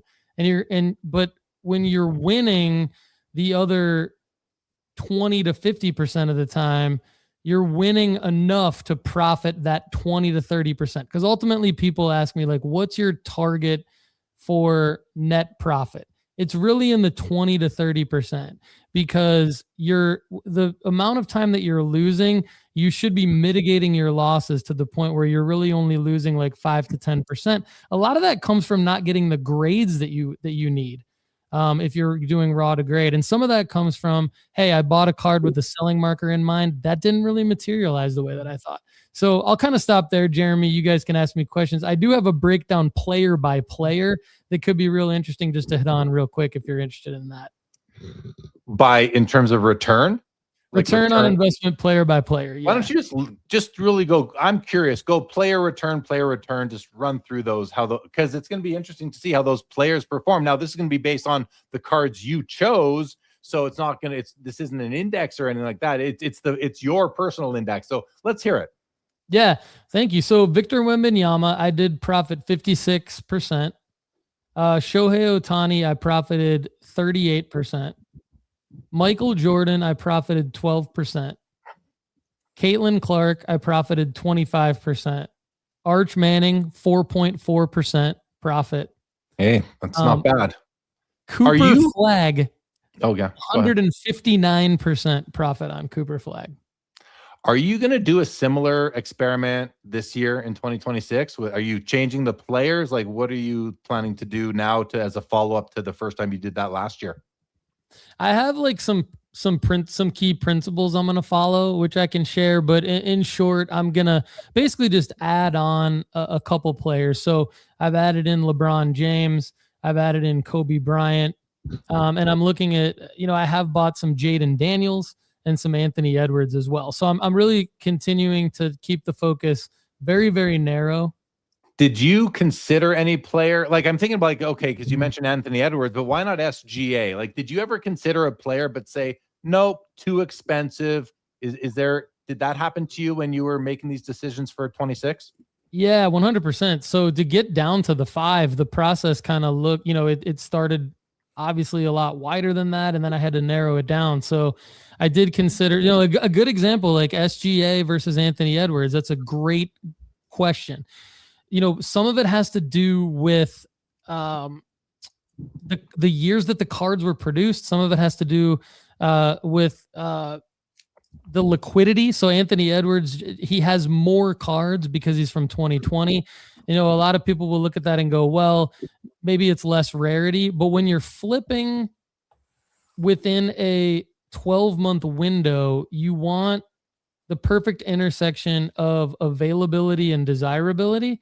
And Anthony Edwards, when you look at his 2020 Prism Silver, it's perfect because it's available and it sells enough. It's liquid enough to increase buyer confidence to be able to sell it, but it also is rare enough to have the upside, say in May during the NBA playoffs. SGA doesn't really have the liquidity to increase buyer confidence. There's not, and I know like I'm on a show that doesn't probably like to talk about comps, but you need a certain amount of comps. You need a certain, you need enough comps within a certain time period to increase buyer confidence. So that kind of was the differentiating factor between SGA and Anthony Edwards. I was just going to say that I'm really close to publishing a book called Pops and Comps. So we can talk about comps or pops. Okay. A couple of comments that have come in. So thanks for taking us through your it's actually those percentages were higher than I thought they were going to be. And I'm surprised that you didn't lose money on any of them. That's a really good performance. As Tony says, I wouldn't call it an experiment. If it was real buying with real money, that was an investment. Absolutely. True. It was. Hobby Champs says the 8th spectrum archetype should be called which I'm going to say he calls the dipshit.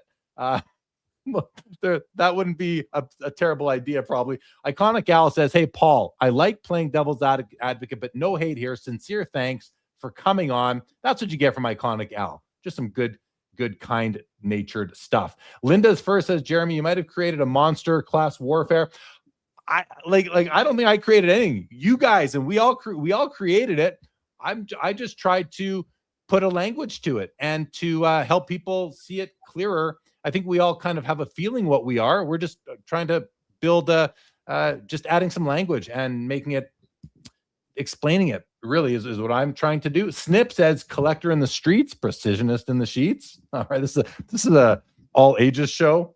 Snips, please. Southern Collector says, I want to write a book. Purists are from Mars and tycoons are from Venus. Good jokes tonight, guys. Chrissy just proves hype is strong on the newest flavor.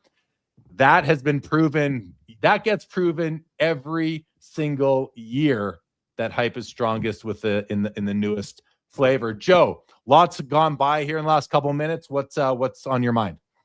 Well, I love, Paul, sometimes I'm drowned with hockey collecting stuff. So it's really nice to have someone that's thinking about ultra modern basketball. I love, Wayne, the SGA Ant.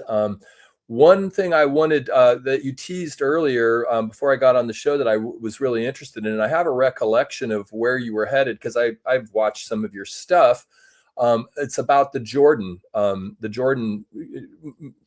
mixtures.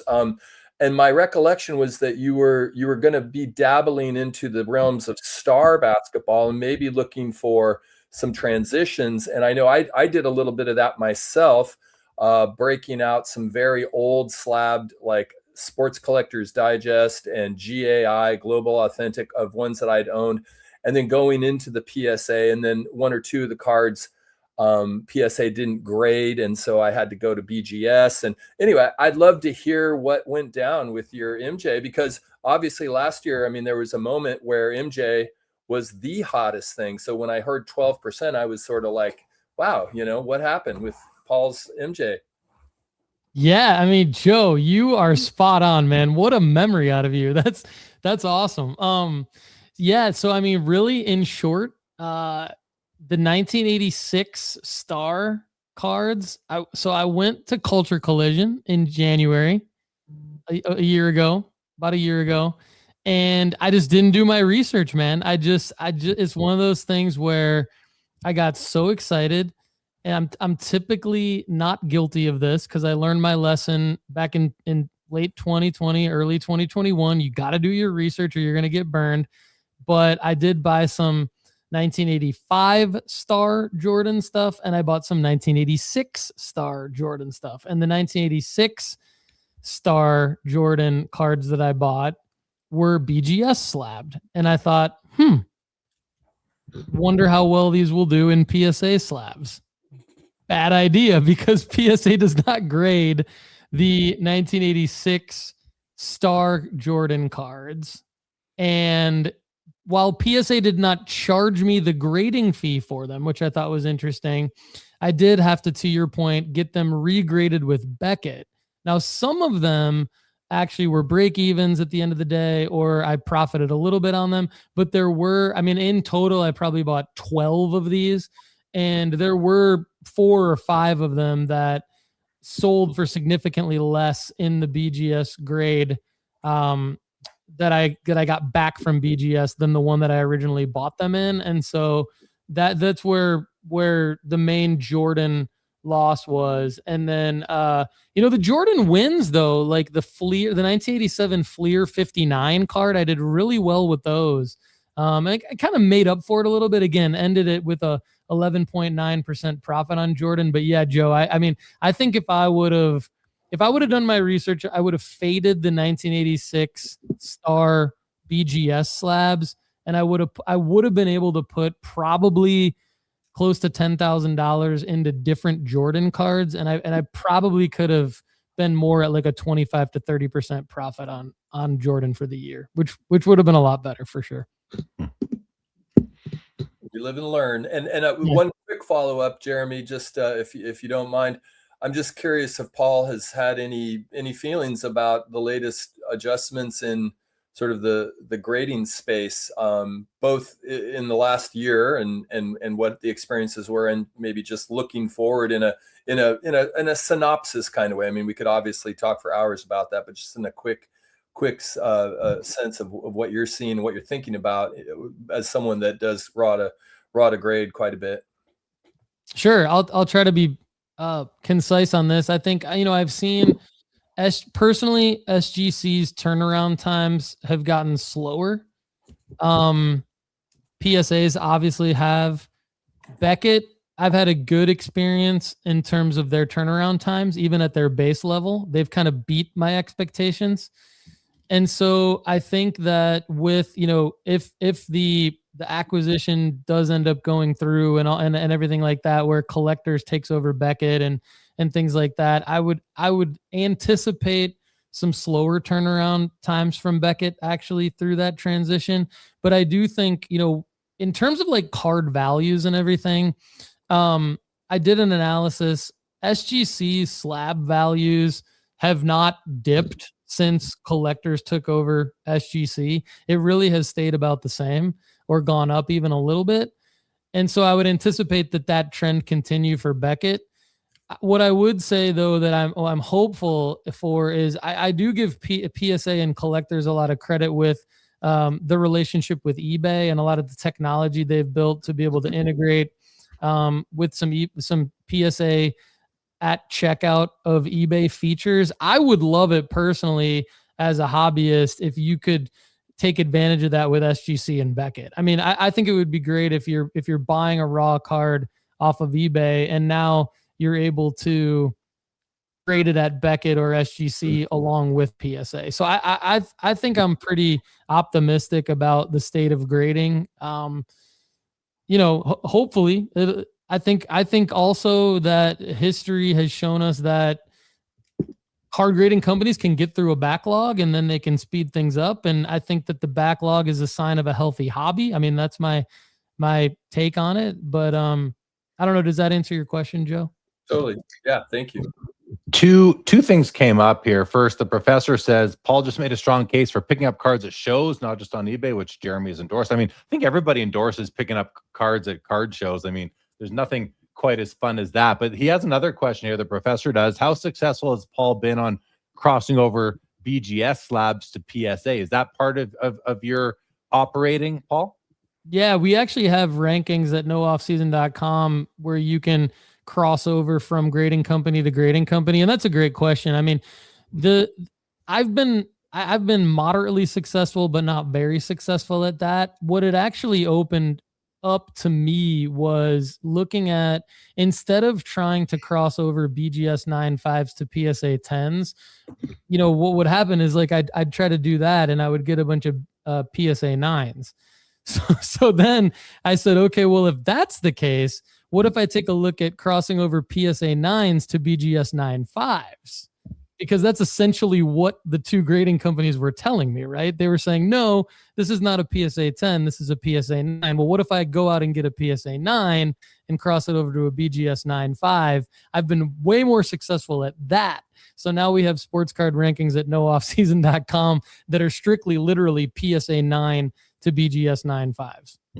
Interesting. Good evening to Brad's Vintage and good evening to Foul Ball, whose name came up earlier in the night, who also goes on to say, I hope grading goes away. I don't see that happening, Foul Ball, but I guess you never really know. So speaking of grading, I had a thought the other day that I wanted to share at some point on tonight's show. So now is as good of a time as any. I think that I have the recipe to start a grading company that could compete with PSA. I think I have the recipe, what it would take to actually do that. And because I think a lot about, the way that we're so reliant and how that we've given the grading companies, especially PSA, so much power in the hobby over our collections. And I think that the biggest thing that PSA, the biggest reason I believe why PSA cards graded by PSA doesn't make cards, they just slab them. Why cards that are graded and slabbed by PSA sell for so much, I think it comes down to one main factor. And I might be wrong, call me out on this, I'm wrong. And I think that one main factor is the guarantee that they offer. No other company has a guarantee like PSA does. And I think that that's why people are willing to. Now, again, it's a second owner thing, right? If you're submitting cards to PSA, you don't get the benefit of the insurance you just paid. Just the person you sell the cards to does. But the secondary market is filled with people who got cards graded selling those cards. So I think if you want to start a grading company to compete, two things you need to do. One, offer a guarantee that is at least as good as PSA's. Number two, you got to steal the graders away from PSA, pay them more than they're making. If you get real graders, make them publicly celebrate your graders. So I said it's like three things. I'll probably come up with a couple more experienced graders, and all you need is money. You just need money. You need to say to these guys, hey, I'm going to give you $300,000 a year because you want the best graders in the world. We're going to give you $300,000 a year. We're going to try to turn you into, put you out there. We're going to let people know who's grading their cards. And number three, we're going to offer a really strong guarantee. You can't offer the guarantee without the good graders, right? You need that experience. So good graders, flex your graders, and offer a big guarantee. That's the recipe that I think is needed to compete with. I don't think on human grading get.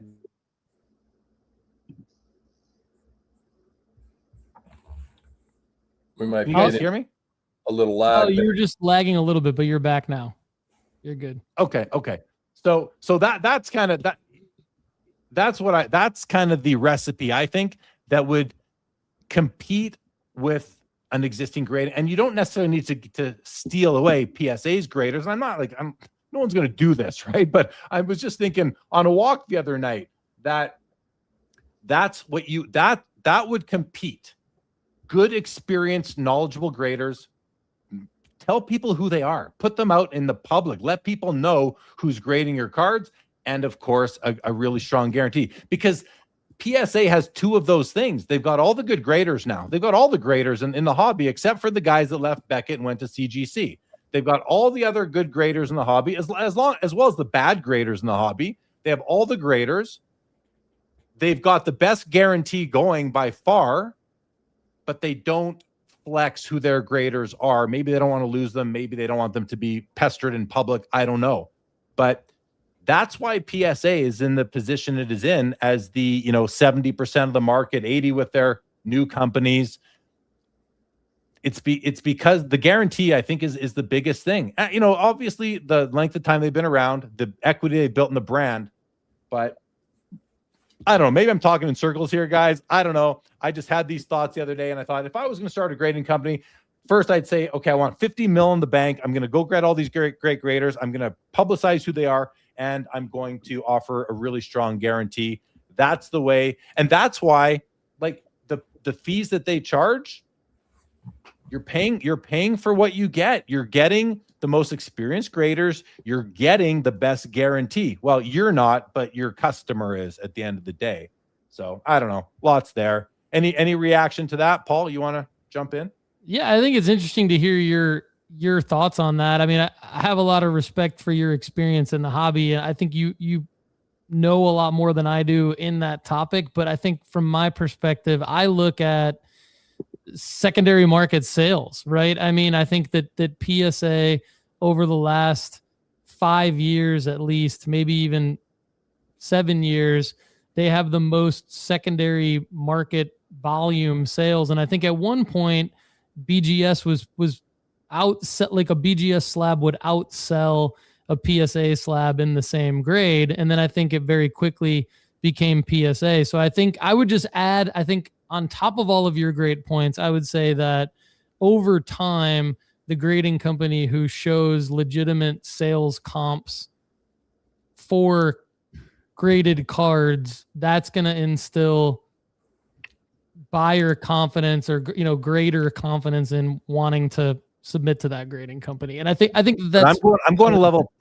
I'm going to level pass that. Why the comps? Like, why do PS cards graded by PSA get those comps? That's what it comes down to. Yeah. Everyone will say, oh, you got to go PSA. They're the best. Why? Because of resale value. Okay. Why the resale? Why is the resale value where it is? I think I explained why it's there. I think a big part of it is that guarantee. Someone made the comment in the chat. Junkbox Museum says PSA got people addicted to that registry. Yeah, that's a big part. That's a key part of it too. I think the guarantee is a bigger part of it though. I think the guarantee is well, maybe not bigger. They're both pretty important, I would think. Sorry, Paul, I did interrupt you. Did you want to continue your thought there? Oh, it's just a question. Like, I mean, if I were to get a card graded by CGC, for example, and say I bought a LeBron James 2003 Topps Chrome, and it got a CGC 8, and it's sold for, who's to say that that CGC 8 or 8.5 isn't going to sell for something comparable to the PSA 8 or 8.5? It's just people aren't doing it, right? So like I would just pose the question, like if I were to sell a CGC 9 of that card, who's to say that that's not going to get the price that it's just that people haven't done it. People aren't doing it. So like, I just kind of think if someone like me or someone from the nooffseason.com community were to start putting those legitimate, selling those cards and then having those legitimate comps, all it would take would be probably 2 to 3 years of selling those cards on the secondary market for them to hit the same comps as PSA. And then maybe you wouldn't need all of the resources that you're talking about. That would be my potential devil's advocate. It's not going to, yeah. What I'm saying isn't going to happen. It's not going to happen. I reckon there's been a ton of grading companies that have come and gone, and none of them have been able to match what PSA has done. And it's because of, I think, these reasons, amongst others, that people, and including you, have called out. So it's more just to express the thoughts I had the other night when I was thinking about this as to why does PSA get the highest resale value? Mm-hmm. Why is it? What are they bringing to the table?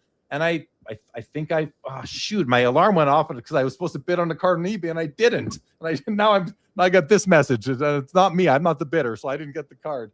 Dang it. It's my fault. No, you wait a week to, you know how it goes. It's a week. I forget. Now the comp that's going to be set on that isn't true because I was willing to pay more at that given moment, but that's not going to be reflected on that because I got distracted. That's why one of the reasons why comps aren't perfect.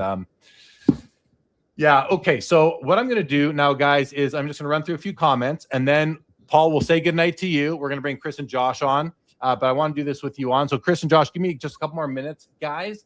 Canucks fan here said, at the end of the day, if you could continually net a 14.5% return annually, no matter what you're investing in, you're doing very well. So you did do well, Paul. Linda's first says, having listened to Paul now, I do find what he's doing and tracking very interesting. He's more of an analyst who's just looking at data to see what works than he is an evil greed monster, I thought.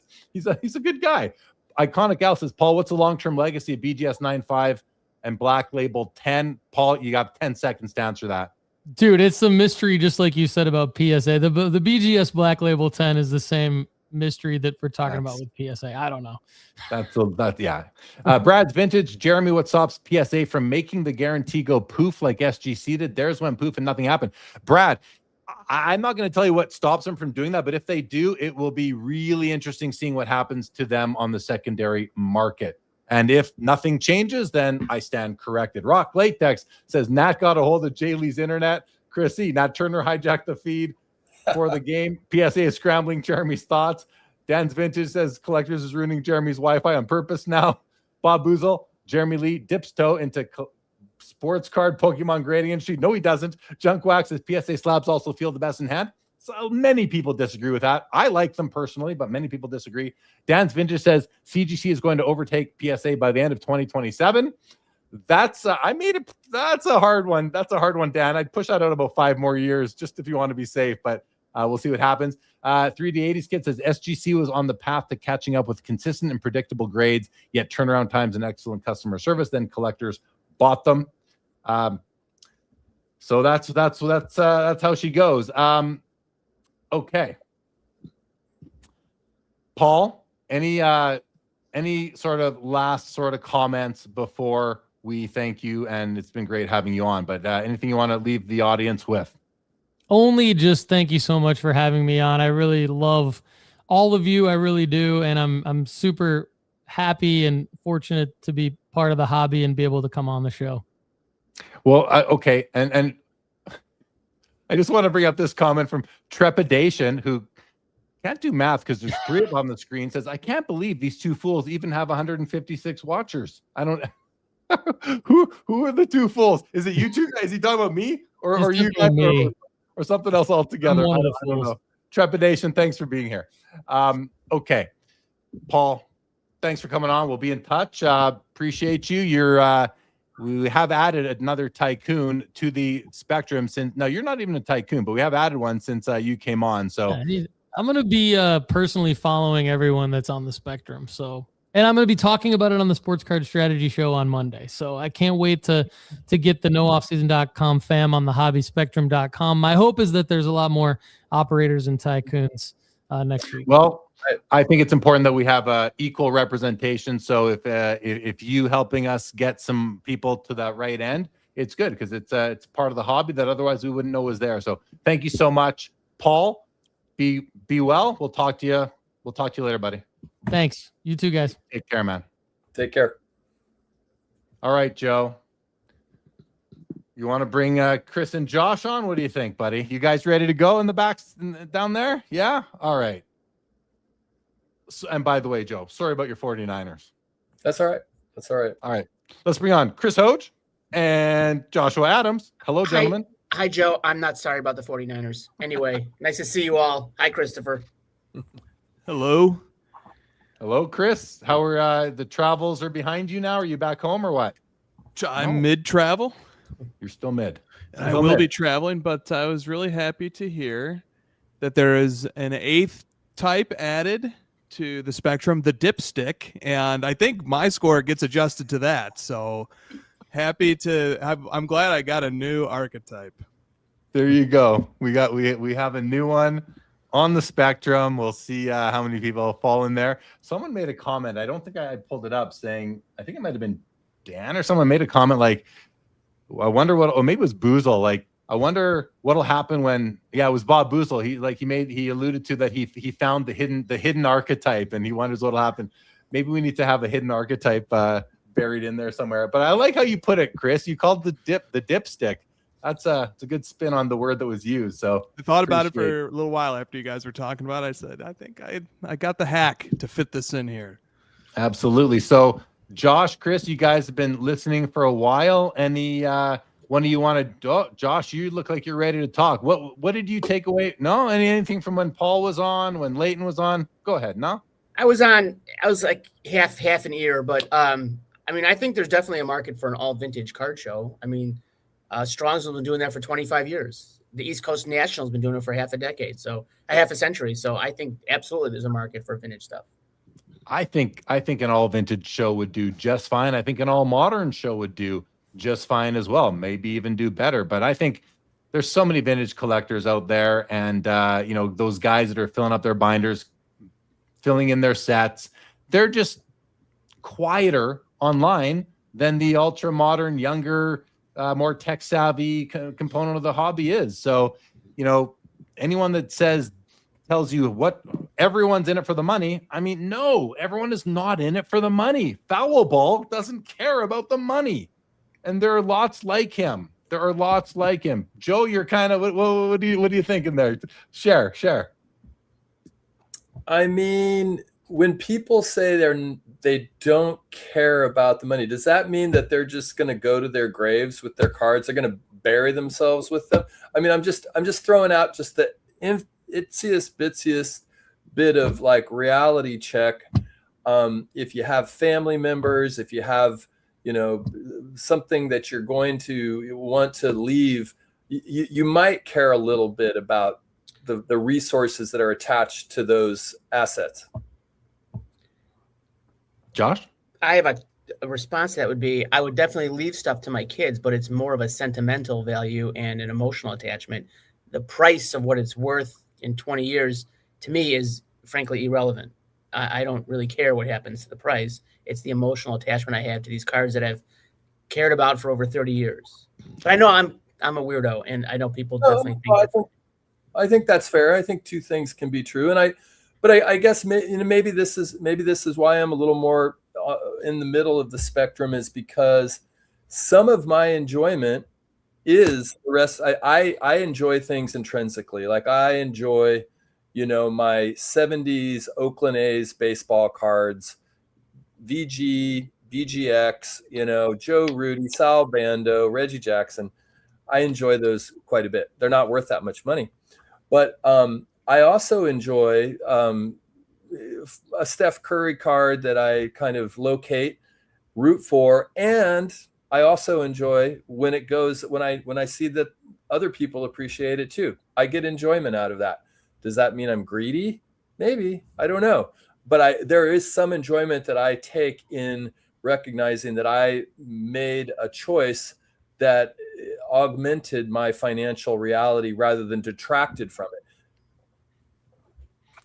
And I have collected my whole life. I do think about the money aspect of it. It's why I'm not a purist. It's why I'm not a nostalgic. I'm a precisionist. I actually thought I might have been even more right of where I was. I scored 38. I wouldn't have been surprised if I had scored a 45 or a 50 even. I have some operator in me. I have some builder in me. I don't know if I have much tycoon in me, but maybe a little bit. I have bought collections just to sell them. That's tycoon-like behavior. But my dominant is where I fell.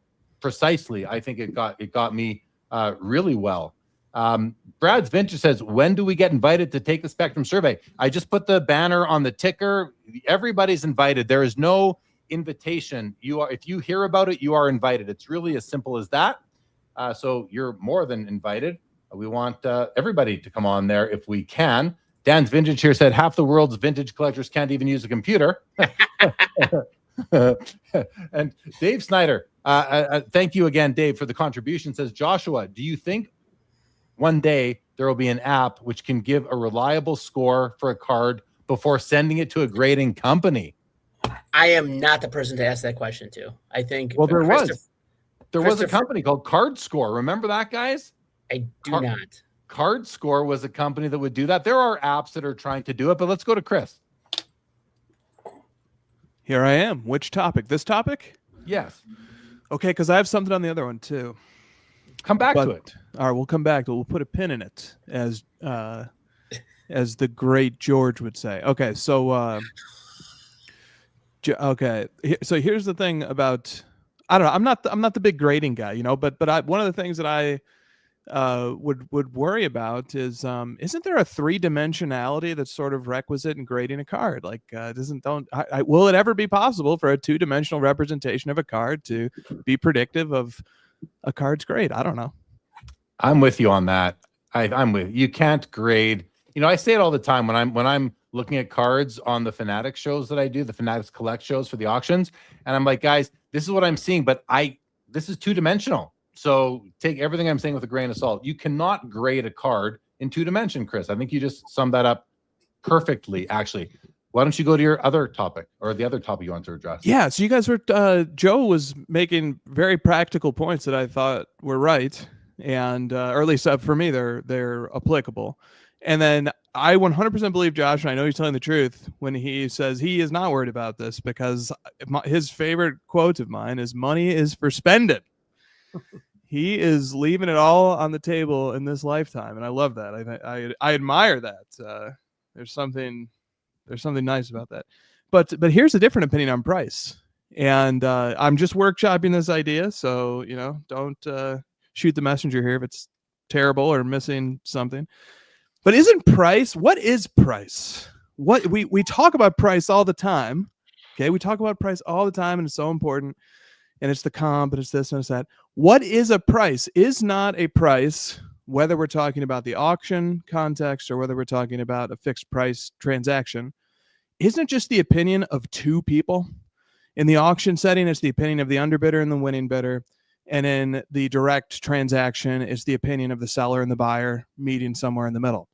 That's all it is. It's just the opinion of two people. Like, why I have a really hard time getting too worked up or getting too captivated by the opinion of just two people deciding what something is worth at that time.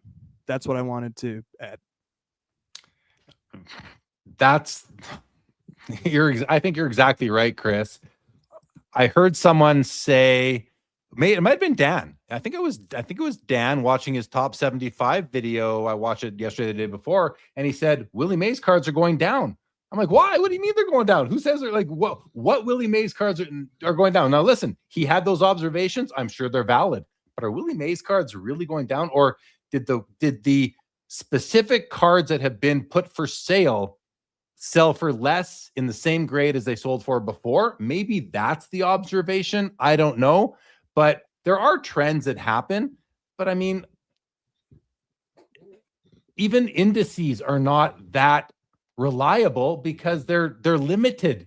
Everything is so limited. If you look at every card that's just take a Willie Mays 51 Bowman rookie right now, every copy of that is sold in the past year at public auction or on a public buy it now platform, you can't really compare those to the next one that's going to come for sale unless it's in the same grade and it has the same centering and the same print flaws and the same edge and corner issues.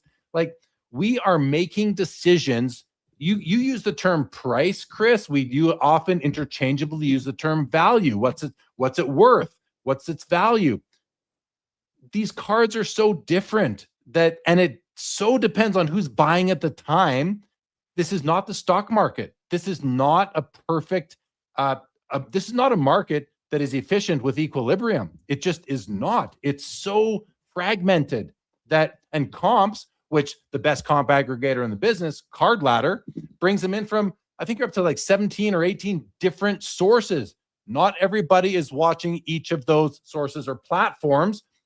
I just didn't buy a card because I forgot to bid in the last second when Paul was on. That comp's no longer reliable. I was willing to pay more than it sold for. That would have changed the comp. If I wasn't doing this show right now, that comp would have been different. So, Chris, you raise a great point. What is value? What is price?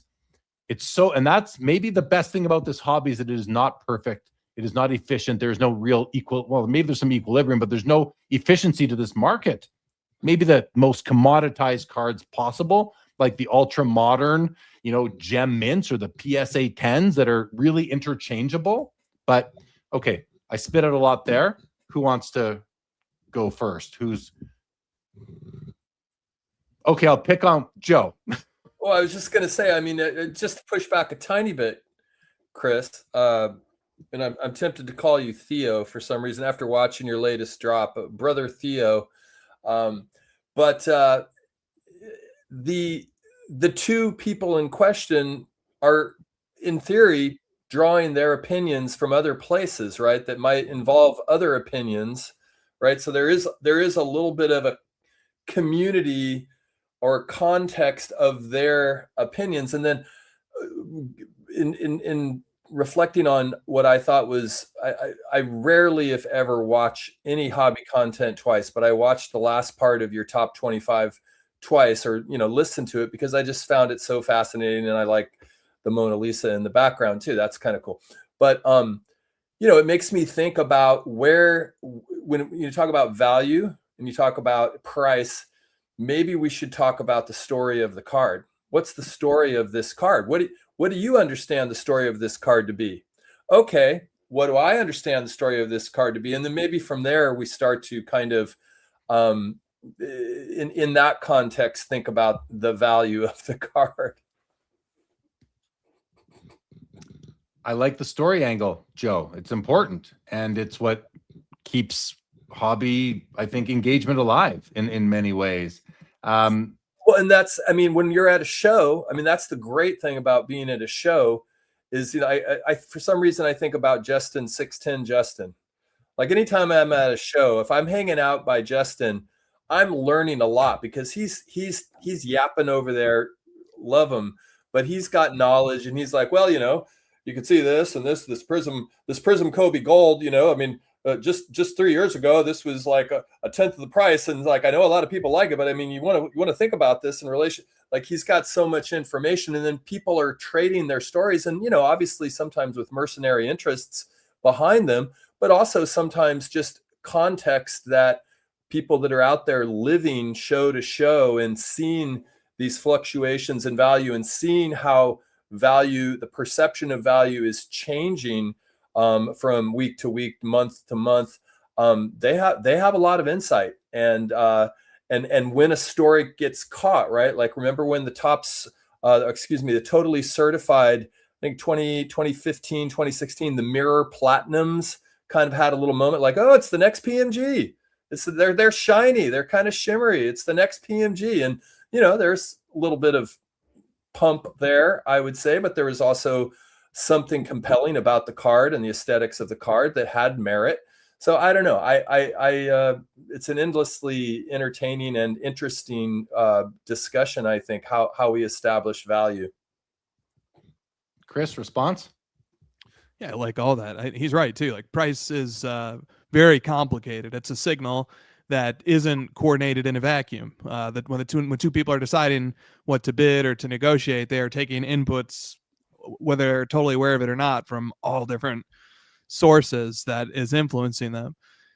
But I really like the totally certified mirrors and comparing those to the PMGs, because what were they actually like? If we kind of dig beneath the surface, what were they actually trying to do when the comparison was being made? Were they trying to say that these are aesthetically like the PMGs? Yes, I think there was an aesthetic comparison. And were they maybe trying to say that there's a rarity comp here, especially kind of like, 97, 98 was the debut of the PMGs, and the red and the green, at least in basketball, were the first PMGs to come out. So sort of trying to line up the history and the rarity factors too. I think there was a little bit of that, because sort of like a red having 90 maybe is sort of analogous to like the out of 5s or the out of 10s that were very exciting for the totally certified mirrors. But I think really like the core thing that they were getting at was like, can't these just be worth as much as the PMGs are?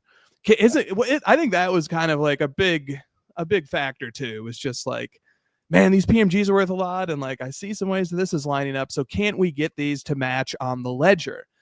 And that's certainly part of the dynamic of cards, is constantly comparing. Why is this so much more than this? Like that's a huge part of how we operate and how we work. But sometimes I think we put the cart before the horse. Sometimes I think we want to rush to the end and just get the prices to line up. And we never stopped to see if the prices ever made sense in the first place. So, that's been a big project of mine as a collector for the last year or so, is just like going right back to the basics, examining the full checklist. Like Jeremy, you mentioned this idea early in the show, looking at the suite of cards, the full offering, the full menu of cards that a player has, and just seeing if the market even aligns with my intuition. Because like, here's the metaphor, the analogy that I'd use. Think about professional athletics. Think about the NFL. Drake May makes like a few $1 million a year, and he's going to most likely win MVP this year.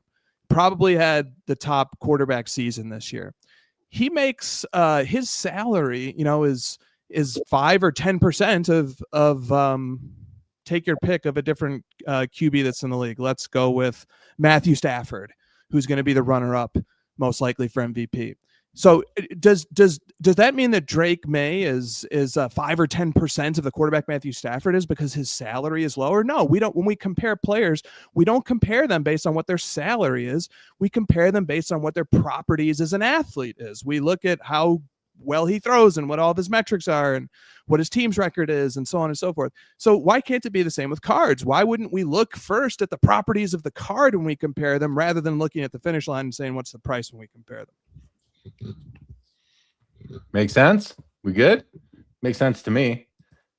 It's price and value is it's so it's elusive, really. We're guessing at best most of the time, and we're hoping that when whatever we pay, that either we're hoping that we can afford it and we're happy to own the card at that price, or we're hoping that we can at least get out of it for at least that amount. Like maybe we're not looking at cards as investments as much as we are as just storage of value, and then it's up to you if you decide if you want to keep up with inflation or not. Maybe that just is an expense of owning the card, the privilege we have of being the custodian for these cards for as long as we do. Trees and Cardboard here said, I don't see the correlation between people's collecting style and how they value and spend money in general. That I can't get my head around this question. I think this could be a major topic right there. So I just can't get my head around it, but it sounds interesting to me. If any of you three have an instant response, let me know. Otherwise, I'm going to move on. Okay. Dan's Vintage says, what is money? What is life? Is this all just an illusion? Yeah. Right. I mean, at the end of the day, guys. Have you heard about the quantum wave? It's like nothing actually is really, anyway. Yeah. We are getting close to that. I am conscious of that. We are flirting with this, some form of nihilism here if we keep going too far. Yeah, it's crazy, right? Michael Rader says comps are unreliable due to shill bidding and grading standards changing. I think that those are two of the reasons why they are unreliable. They are still data. Like I say it at the beginning of every show when I plug Card Ladder. It's like it's data. Some data is better than no data, in my opinion. However, sometimes I do say I don't want to know the comps. I don't want the comps to stop me from buying a card because I want the card. I don't want the card to stop me from spending $50. If I see that I'm about to spend $250, but one just sold for 200, I don't want to know. I just want to buy the card for what I'm being offered it for today. But I think that it's also the fragmentation of the hobby is the biggest reason why not everybody is watching every auction. And again, it's the inefficiency. Tony Tina says, well, with tools like Card Ladder and VCP, the market is much more efficient than it has ever been. Maybe. I don't know if we can prove that. Chris, you're nodding along.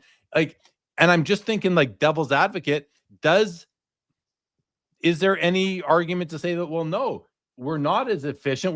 Maybe we're less efficient because we're just relying on what other people decided to pay yesterday versus what we're willing to pay today. Like, why should I be like anchored to what some dude paid in, I'll pick Wisconsin right now because it was brought up earlier, what some dude paid in Wisconsin for a card maybe 3 months ago. Well, look what it sold. Someone said, well, here's the comp. It sold for $300 back in September on eBay. So I want 300. I'm like, well, so now I am anchored to what some guy I don't even know. I don't know what the situation was there. I don't know how quickly the guy needed money or what the I know nothing about that transaction except that it happened and it's logged on Card Ladder and other places. I still think some data is better than no data, but it also has caused us to outsource our valuation to what some stranger said the card was worth. Now, the more liquid a card, the weaker that argument becomes, but that's my thought on that. Responses, Joe.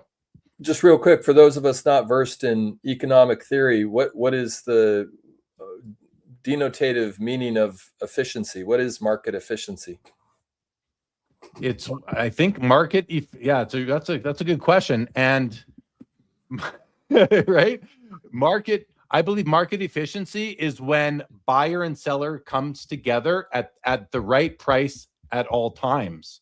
And I kind of just whipped that off the top of my head, but it's where the next buyer is willing to pay that price as well. If I'm talking to one person at a card show and they don't want to pay, or they're willing to pay the price, the next person's willing to pay the price too. Sort of. I think that's very loose. I'd have to look it up to get the exact, but it's if you look at commodity markets are basically efficient because there's always supply and there's always demand. And it moves, but it doesn't move like the card market moves, where a card can, the last time it sold was $15,000. Next time it's $300,000 because one hasn't sold in 3 years. I don't think that that's an efficient market. There's not enough volume liquidity to make it efficient. But if someone else wants to take over, I will get a better definition of it. Chris? Yeah. I don't. You tell me which one's more efficient, but I think in the immediate rear view mirror, there are 3 eras of markets finding equilibrium. The oldest of the 3 is the era where dealers sort of informed their collectors who were approaching them on the spot at the show of what something was worth and why it was worth that. And then the second most recent era was the era of the price guide, which sort of followed up on that. And we started to see the institutionalization and the standardization of condition assessments, and third-party graders started emerging. And the price guide sort of led the way. It sort of indicated, even though the methodologies of price guides were designed to sort of reflect what was happening in the marketplace, in practice, the price guide operated as like this. I'll look up what this card is in the price guide. Here's the high column, here's the low column, and then we'll try to figure out what the condition of this card is and land somewhere there. So how efficiently did that play out? And then the most recent is this era of just massive data sets where like so many prices are printed all the time, millions and millions and millions of sales. are coming in all the time. Card Ladder has hundreds of millions of sales in its database. Like we take in, especially like with the volume lately, 150,000, 200,000 new sales every day. So there's now we have this like these piles and mountains of data, and people consult it and then sort of you leverage it to the extent that they can to get the best deal for themselves, whichever side of the table that they're on. So which of those is the most efficient? I think those kind of that kind of sums up in a perfectly historical fashion, but just sort of as a method of, as a scheme, as a structure of thinking about how the different eras of pricing have evolved. I think we kind of have those three. Like the price guides were not perfect, but they were something. Speaking about the eras. So I did ask ChatGPT, define market efficiency. It's the idea that prices reflect all available information, so no participant can consistently achieve better results than the market itself using that same information. And then it goes into more detail, which I won't. But then I asked, why isn't the sports card market efficient? So here's the answer, maybe the more interesting question. And here's what it said. Because the sports card market violates almost every condition required for efficiency, which I didn't read that for the first time out loud right now. It says, number one, information is incomplete, fragmented, and unreliable. In an efficient market, everyone sees the same information at roughly the same time. In sports cards, pop data is delayed, revised, and it says sometimes misleading, but we know it's always misleading. Condition is subjective even after grading. True supply is unknowable because of raw cards, resubmissions, crossovers, private holdings are invisible. Many sales happen privately, never become public comps. If you do not know the true supply or true transaction prices cannot be fully informed. So that's only number one, incomplete information. Number two, the asset itself is subjective. Sports cards are valued on nostalgia, aesthetics, narrative, scarcity perception, social signaling, emotional attachment. Number three, grading creates false precision. Number four, liquidity is thin and episodic. Number five, participants are not rational actors. Guys, we are not rational. None of us are rational actors. I think that's something we can all agree on. Number six, narrative drives prices more than fundamentals. That hits home, right? Number seven, market power is concentrated. And all of these are expanded upon. Bottom line, the sports card market is not inefficient because participants are dumb. Sometimes ChatGPT makes you laugh. It is inefficient because information is opaque, assets are subjective, liquidity is it just reviews them. So that's what and then there's equilibrium, which is I think a different thing, and that's I believe just when supply and demand are like equal. You have enough supply to match demand and enough demand to consume supply, such that prices remain relatively steady. I could ask it for a better definition, but we're not in school here, guys. Right, Josh? What are you thinking back there, Josh? I'm thinking I was a man of letters, not numbers in college, so this is all very interesting to me. I do find the economic theory actually very interesting. It's not something I've really ever paid attention to, but I do enjoy listening and hearing a different perspective on it. So it's all very cool. Yeah. Tony says grading has also helped with efficiency. While it's imperfect from a consistency standpoint, it's better than going back and forth with dealer over the condition and the market price. Yeah, I mean, maybe it's helped, but has it? I don't know. If grading were more consistent than I think it is, then I would agree that it probably has helped with some efficiency. There is more information, but it's much of it is subjective. Grading is subjective. It just is, unfortunately. But okay.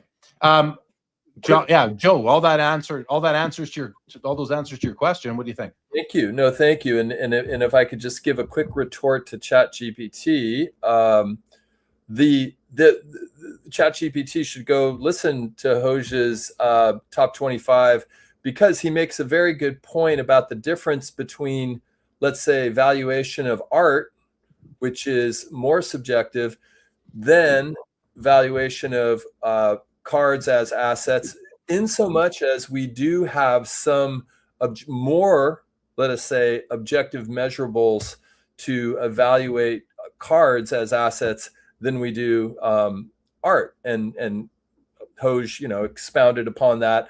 The player, the set, the issue, the scarcity, like there are actual, objective data sets that do help us anchor a little more firmly into a reckoning of value. Now, it's an interesting comparison to art because there are no stats, there are no MVPs, there's no championships. It's just based on what somebody values these things at as decoration and as assets. That's it. They are assets and they are decoration, and they are. I don't know which one comes first. Are they assets because they're decoration, or are they decoration because they're assets? I mean, those things you kind of want to hang up and show people that come over. Hey, look what I just spent $80 million on. Just like in cards, you show someone out of the hobby who comes over, you show them a card. They say, hey, can I see your, they don't, oftentimes they don't say, can I see your cards? They say, can I see your most valuable card? Like that's what people want to see. You have them over to your house. You're going to show them your Picasso if you're blessed enough to own one of those, if you even care about them. So, and Jeremy, what do you say when someone says, that's a really nice card? That's the best. That's what I want to hear. I'm like, oh, so I'm like, I don't say, I wait for them to say, what's it worth? Because it's coming. Hey, what's your response to what? That's a really nice card. Effing straight it is. Why do you think that's why I have it? I don't have cards I don't think are really nice. Good. That's the second reply type. That's the Joe. That's the person who says, right, it is a nice card, as opposed to saying, oh, thank you very much. That's the Canadian version of I agree. Effing straight. It is a great card for sure. Chris, what else did you have on your mind coming into the show tonight? Oh, well, I did have a lot of different things. I was going to introduce that topic that Joe just dangled. But I guess we sort of did it. But I was just going to sort of ask everybody, because this is something that I did on my last podcast, which is sort of analyzing the two different ways that you can reply when somebody pays a compliment to you. They say that's a nice card. So let's say we're talking about an O-Pee-Chee Gretzky rookie. Let's say you have one and you just bought it at a show and you're sitting at a table by yourself, and Greg Miller comes up to you and he says, man, Jeremy, that's a nice card. Do you reply back and say, oh, thank you very much, Greg, and you take it as a compliment to yourself? I'm a collector. He's complimenting my card. That means he thinks I'm a great collector. Do you say thank you to that? Is that the proper, most polite reply? Or do you do what you just said? You just said, darn straight, buddy. Yes, it is. So, and then it's a compliment to the card itself, and it has nothing to do with me. Well, so people have often said to me, oh, what a nice card, wherever I am. And I will say, on behalf of the person who designed it, thank you very much. That's how I have literally responded to that question, because the card is nice. I'm just the owner of it. Like, I didn't design it. I didn't conceive it. I didn't take the photograph, none of that. So that's what I'll say in some cases now. But to your actual question, if Greg Miller, Midlife Cards, comes up to me and says, oh, that's a nice Gretzky, the first thing I'm going to do is think to myself, how closely did he look at it? Because if he actually, I don't have any card, well, I have this. If he actually did like this and looked at it and, looked at the back and gave it a good inspection, now we're going to have a conversation, because I'm like, I think it's a nice one too. What did you notice about it? Especially a Gretzky rookie, which has so many different factors going on, so much nuance to it. I'm going to get into that. Now, if it's somebody who just looks at it and go, oh, it's a nice card. And they, why? Because they looked at the grade on the flip versus the card itself. I'm probably going to be like, oh, really? Why is it nice?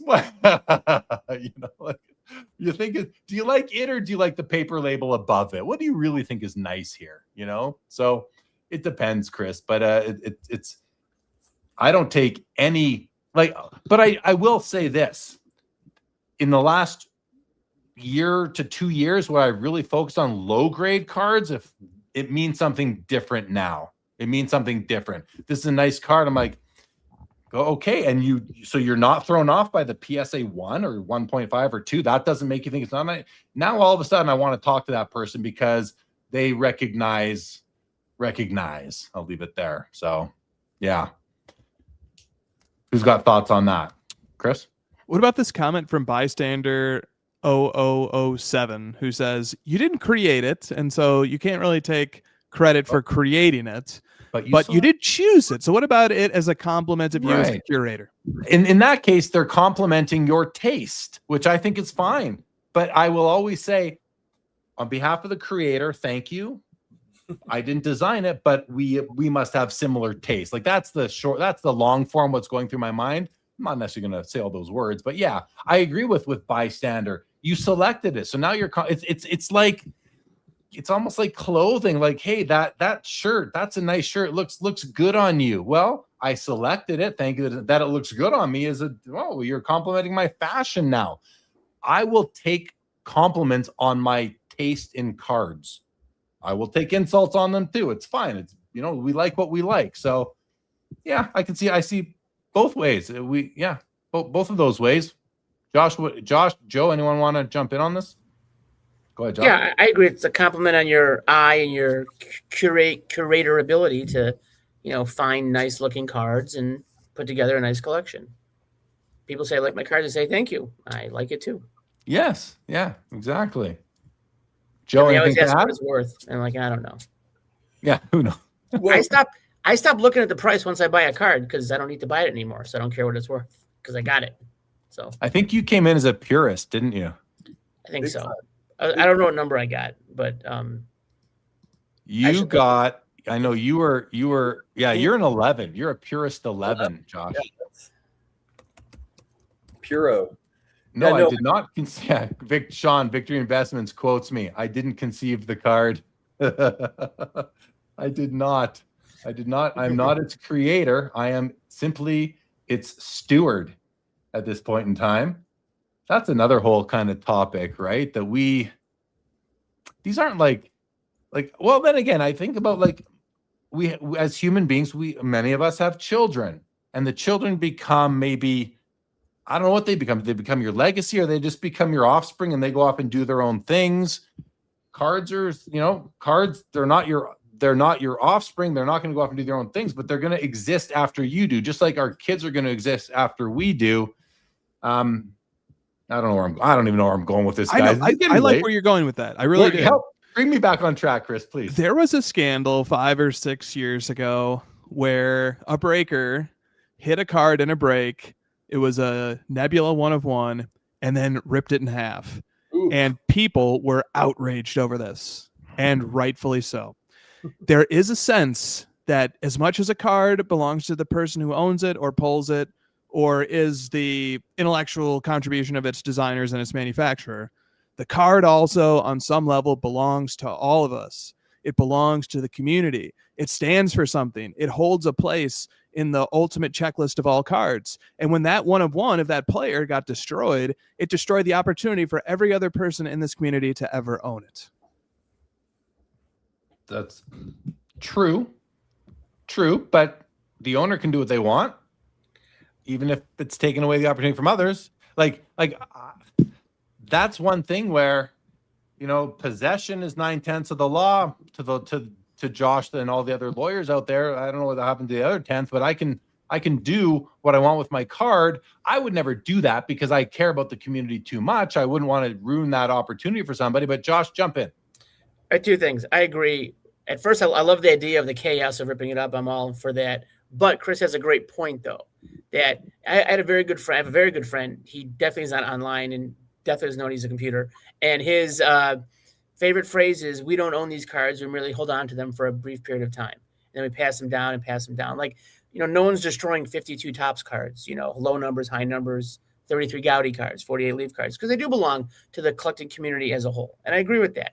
We're stewards of these cards for some time. And then when we pass, and I'll give them to my kids if they can do whatever the heck they want with them, and that's fine. But I do like that idea, especially being a member of the hobby. It exists more than just in our own little show, which it could. But I think there's a bigger kind of, obligation out there. Well, we kind of as collectors, we assign more than just ownership to these things. We dare I say love them, but we do. We love these things for all of the reasons that come along with them, the stories behind them, the way we acquired them, the fact that they are the players that they represent, the scarcity, all these things. Like, we actually love these cards, and that's why we're such a small community, relatively speaking, because we are a little bit crazy, and we all are on maybe both the hobby spectrum and the other spectrum as well. But we love these cards, and destroying them. I mean, I've destroyed cards before, but they're not anything important. It's literally because I dropped it on the floor. It's got a ding corner. Okay, just put it in the garbage. I'm never going to do anything with it. Like, it's just a silly base card. I'm sorry to admit that, but it's happened. I have put cards in the garbage can before. Yeah, I mean, it's all part of what we're doing here. Yeah, Joe. I mean, Josh. I would expect that from a Wisconsin person, just saying. Maybe even a dentist from Wisconsin, but no. Oh, no. Yeah. Well, I feel like there was a moment, Hoj, when it might have been the episode before, where you might have referenced, like, and it just comes to mind when we think about destroying a card, but does that, like, in some platonic sense, does that card still exist, even though it's not, maybe, it's been burned or torn apart, handled by a child, God knows what, thrown in the incinerator, but the concept of that card still exists. It was printed. It's part of a set. It exists in relation to other cards. And then we can think about some of the more famous cards. What are some of the more famous cards that we've never seen, like the Luca Black, right? The Luca Prism Black. Does that exist? Well, it exists. It exists in all of our minds. Does it physically exist? I don't know, but it exists, presumably, right? Oh, great. Yeah, I love that. That's great. And then, like, let me put it onto the vintage home turf. Let's say by some miracle, or it wouldn't be a miracle, it'd be a tragedy, but let's say I snap my finger and every 52 Topps Mickey Mantle in existence immediately vanished from the face of the earth. There are none remaining. Snap my finger, all of them are gone. And the plastic holding them goes to Trash Island, unfortunately, and makes our ecosystem even worse. But putting that to the side, that concern to the side for a second, suppose that all of these mantles are now gone. There is not one left on the face of this earth. So does that 52 Topps mantle still exist in principle? Does it still exist as a concept? Is that still Mickey Mantle's first Topps card? Is it still his first Topps card? Or do we say, well, now that the physical representations of this card no longer exist, the 53 Topps is now his first? Oh, that's deep. Go ahead, Josh. I can answer this. Two parts. I learned this from Chris. Is it on the checklist still? If it disappeared, is it still on the checklist? Still on the checklist, yeah. Absolutely still exists. I'll give you an example. For the longest time, the Milton Bradley Nolan Ryan card was never seen. And it was in this game, a Milton Bradley game. It looks just like the 68 Topps rookie, except it says Milton Bradley in the bottom and very, very small type on the back. No one saw one for decades, but it existed. So REA finally had one and sold. But the point is that no one ever saw one. So, but did it exist? Yes, because it's on a checklist. So with Chris's question, to answer his question, if it's on the checklist, then yes. The fact that they all disappeared, like, let's say they all did disappear in a fire.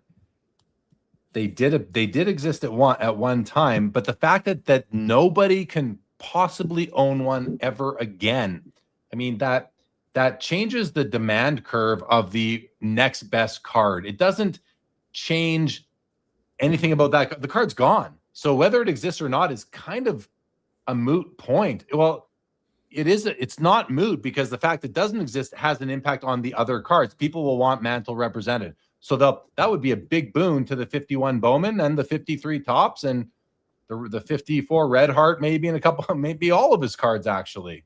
Josh? His best card is a 51 Cons Wiener card by far. There's like 3 of them out there. That's his best card. It was the end of a hot dog pack. So that one too, then. That one too is going to benefit from them all disappearing. I would have to think in that case. So a question from Dave Snyder, and he did make another contribution, so we're going to bring it up. He says, Joshua, have you ever bought a blue line sheet, which might be even rarer than an uncut sheet?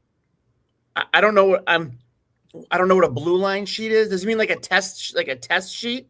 I think like, you know, in the process, they do sheets with all of the single plates, and then they Yeah. do the combinations of the plates. Maybe it's one of those. I've never seen. I have uncut sheets, but never like one color. It's always just like a test sheet with like the blank back and like an uncut sheet from Tops or Flea or something. Chris, what took us into that? What took us into that question about if none of them existed? I feel like there was something else there. Joe, I think Joe led us down that path. So I have to kick the can to him. Joe, what made you ask that question? You remember, Joe? Was there more meat on that bone? I know. I mean, it was just kind of spinning off of, I mean, you know, Chris has been in these very deep philosophical reflections that have my brain spinning about, you know, what the significance of any card is, and how, you know, how much of it is objective and how much of it is subjective, and then how much of it might be conceptual or in the sense of, you know, Josh, here we are, this isn't economics, this is letters, you know, how much of it might be a Platonic idea that's, you know, similar to the in the cave, you know, what is goodness, what is 52 Tops mantleness, you know. So anyway, we don't have to belabor it. Well, Skeppy says there's no way to say all 52 mantles would be gone. The fact there's hope that one remains keeps it alive. It does, but that wasn't the situation. The situation was they are all gone. They've all gone poof, were the words that Chris used. So, but realistically, Skeppy's right. I mean, it's not gonna happen. So, but it's a fun thought. That's just a thought experiment. Josh? I mean, I think that would be heaven if every single 52 mantle disappeared, but I hate that card so much. Oh, That's just besides the point. Are you big enemies, guys? Are you a Bowman guy? Is that it, or more the Cons Wieners? I'm a Bowman. I love a good horizontal card. Yeah. Love a good horizontal card. Well, Jay Lee's with you there. He's got a pretty nice Bowman. And I've heard the story many times of there he was. And you paid over comps for it, right, Jay Lee? You paid over comps. I bought it without checking any historical sales. Yes, I did. I have a PSA 4 floating around. You do? 51 Bowman. I don't know where it is right now, but I have one. Like I You lost might it. want to track that down. Let's go to this comment from For the Game. Will the G Gen, I don't know what that is, really want the pre-war cards and memorabilia, or will things shift to say 89 to future? I think history is always going to have its place, but Josh, go ahead. Yeah, no one sitting here, maybe Jeremy, saw Babe Ruth play. You know, so I'm just kidding. Right? And he's still collecting his cards. None of us saw Mantle play. We're still collecting his cards. Honus Wagner, his cards are still very collectible, not just his T206. So I think, yeah, as you said, just to repeat what you said, history is always going to have a place in this hobby. More than any other hobby, I think. I agree. Decoy Card says, if every card belongs to the community, I think I've been missing out on my cut of the sales payouts. Yeah, me too. Class action coming. Jeremy from California, really nice comment. Joe looks great in plaid, and Jay Lee pops in navy blue. Joe, did you take off your plaid since you made that comment? I can bring it back. Yeah, you better bring it back, because you were really looking great in it. Thank you, Jeremy from California, for the wonderful compliment. Much appreciated. Timepiece Esquire says, Happy New Year to the smartest, Josh, and favorite, Jeremy, guys in the hobby, and to the lesser known, like, panelist as well, I guess. Very nice, Timepiece Esquire. Very, very nice comment there. Sorry, I hadn't read that one first there, fellas. Bob Boozle, Gen Z won't collect cards because they were afraid of sharp corners. Ooh, that's a good one. 52, one of the most faked cards out there, says Kool-Aid. David Koo, ever wonder what would have happened if Eric Lindros pursued after baseball instead? I've never really thought much about that, actually. No, haven't thought about Eric Lindros. He did go try out for the Blue Jays. There's a scorecard of Lindros taking batting practice with the Jays. Isn't there a 1990 score, I believe? 90 score, yeah. It's in the traded set. That's right, in the traded set. That card was hot back. Oh yeah, that's back when I had my card shop. That card was money in the bank. You knew if one of those was coming in, you were putting that through the till. Was he the biggest disappointment in hockey in the past 30 years? Lindros? No. I mean, No. he never really. Yeah, I mean, He's a Hall of Famer. He's a Hall of Famer. Yeah, but like he never really. He didn't win a cup. He didn't win a cup. No, so he was dubbed the next one, right? There was Right. Gretzky, and then there was Lemieux, and then there was Lindros was supposed to be the next one. Yeah. But I mean, we've had some first round draft picks go the wrong way, some first overall draft picks go the wrong way since him as well. I mean, I don't know if they were as hyped as he was though, but you know, Daig comes to mind and Yakupov comes to mind, and there's a few others in there too. How about Jim Carrey, that goaltender, not the actor, comedian, the goaltender for the Washington Capitals, who won the Vezina and the Calder? Yep. How about Joe Juneau? Joe Juneau almost won Rookie of the Year of Teemu Solani's year. Nope. He never amounted much. So, yeah. Pat Falloon, there's another one that was a bust. Yep. Yzerman was not a bust, Pojak. Yzerman was great. But I can't stand it, but he wasn't a bust. Yeah. How can you not stand Yzerman? The Red Wings ruined my childhood. So. Okay. Okay. You can't stand him as a. Okay. You can't. Yeah. That's fair. But the man himself, you're okay with him as a human being, right? I'm sure he's a very nice man. Okay. Yes. He's a great hockey mind. He's amazing hockey mind. And we don't really know the man. So I don't know. Who am I to say as well? All right, guys, we're coming down. We're coming up to someone asked earlier if this was a marathon. It's not a marathon, but we do go about 3 hours on these Saturday night shows. Any other thoughts or comments I'm sure Chris has a question that he brought. I feel like we could do one more question. Well, here's a question in between. Eric Lindros, who was an 8-time All-Star and an NHL first All-Star team and the recipient of the Hart Memorial Trophy, that guy's a bust? No. He's not a bust. He never was the same after the concussion, and he just never really reached his potential. He was just overhyped. Yeah, and I mean, Bobby Orr was never the same after he retired, and Ken Dryden was never the same after his shortened career. I mean, but he still had a full career. Like true. Yeah. Carl Taylor, good evening. Welcome to the show. I see you there, Carl. Right there. Carl's starting his YouTube channel right away, everybody. So we'll be sure that he'd let me know that and in an email. Very nice. Moloko says the guy was incredible. Get real. He was. Okay. Jeremy, the other thing that I had, and this could go deep or this could go shallow, is I was just wondering what everybody thought and if they contributed to any sort of year-end wrap-up in their personal collecting. Jeremy, I know you did a countdown of your pickups of the year, which I found very interesting. You know, what Josh, Joe, did you guys do any sort of year-end countdown or wrap-up or card tree or any of the above? And how do you think about that? Do you look at it as an obligation? Do you love doing it? Do you kind of pull yourself to do it? Do you just stand back? Do you like when other people do it? What are your thoughts on the year-end card collector activity? I enjoy it, Chris. I've watched a few of the videos on YouTube, and I've checked out all of the posts when I see a story post that is a click through to see the full carousel. I don't think I've missed any that have come across my feed. I enjoy them. As for doing them, I feel the pressure. I got to tell you, I feel like I got to get this done sort of thing. But I do sort of enjoy looking back. I use it as an opportunity to look back at my year and take those cards. And then there's the mental exercise of putting them in order, which I probably don't care as much about the order. Like the order can change on any given day, but it feels more like an obligation when we see everyone else doing it. And I've done it since 2021 or 2020, whatever it is.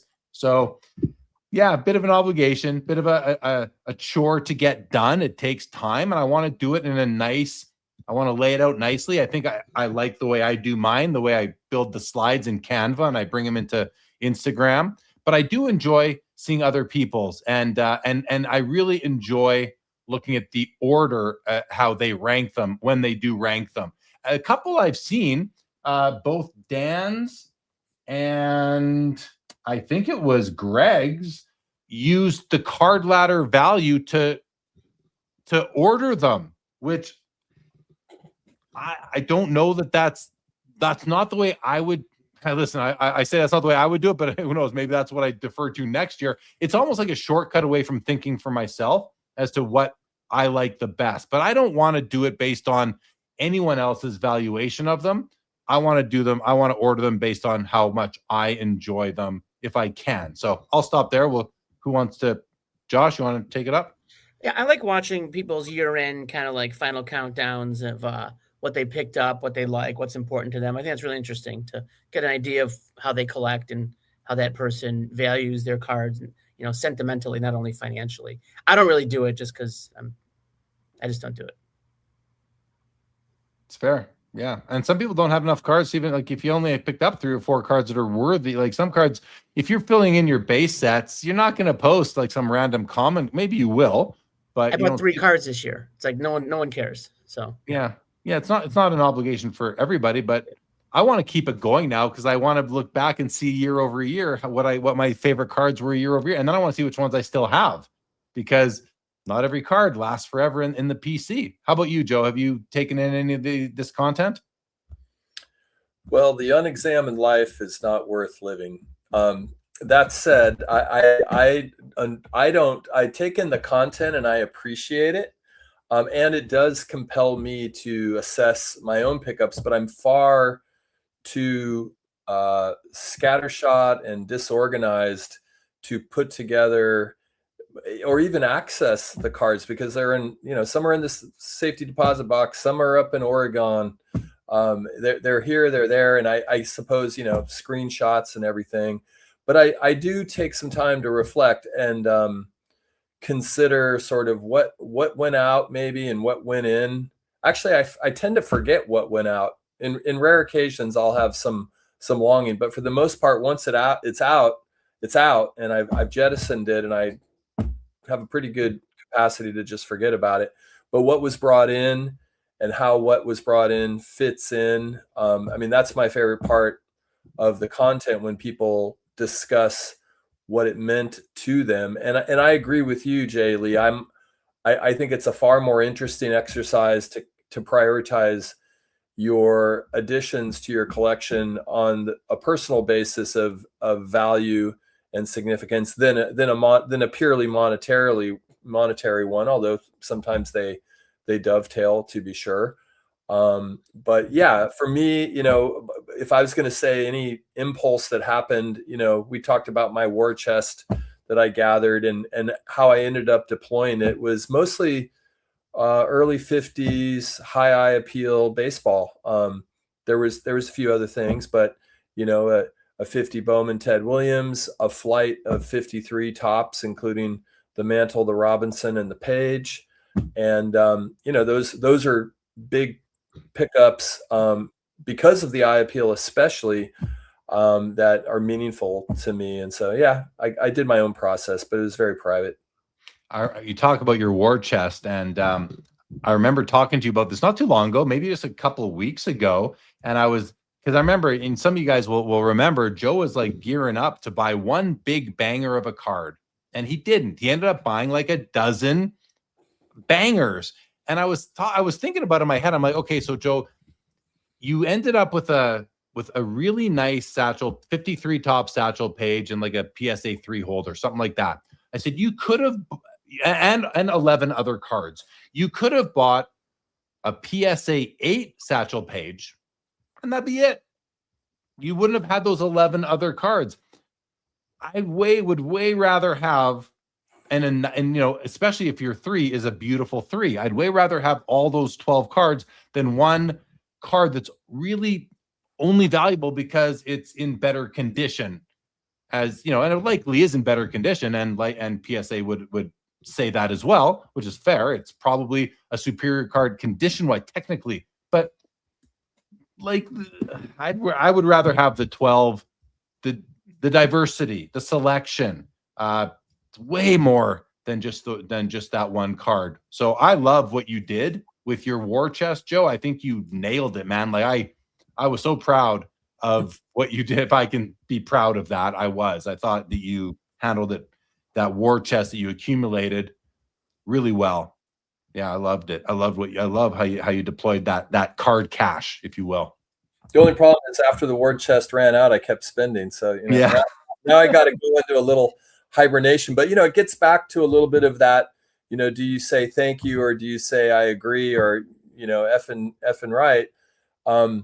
I when you were talking about how the eye appeal, there is a sort of maybe extra layer that leans you into the thank you response for people who do sleuth out or locate a high eye appeal card, because maybe they can take some credit for the, finding that diamond in the rough, if you will, that may not be as immediately apparent in, say, a modern card or an ultra modern card.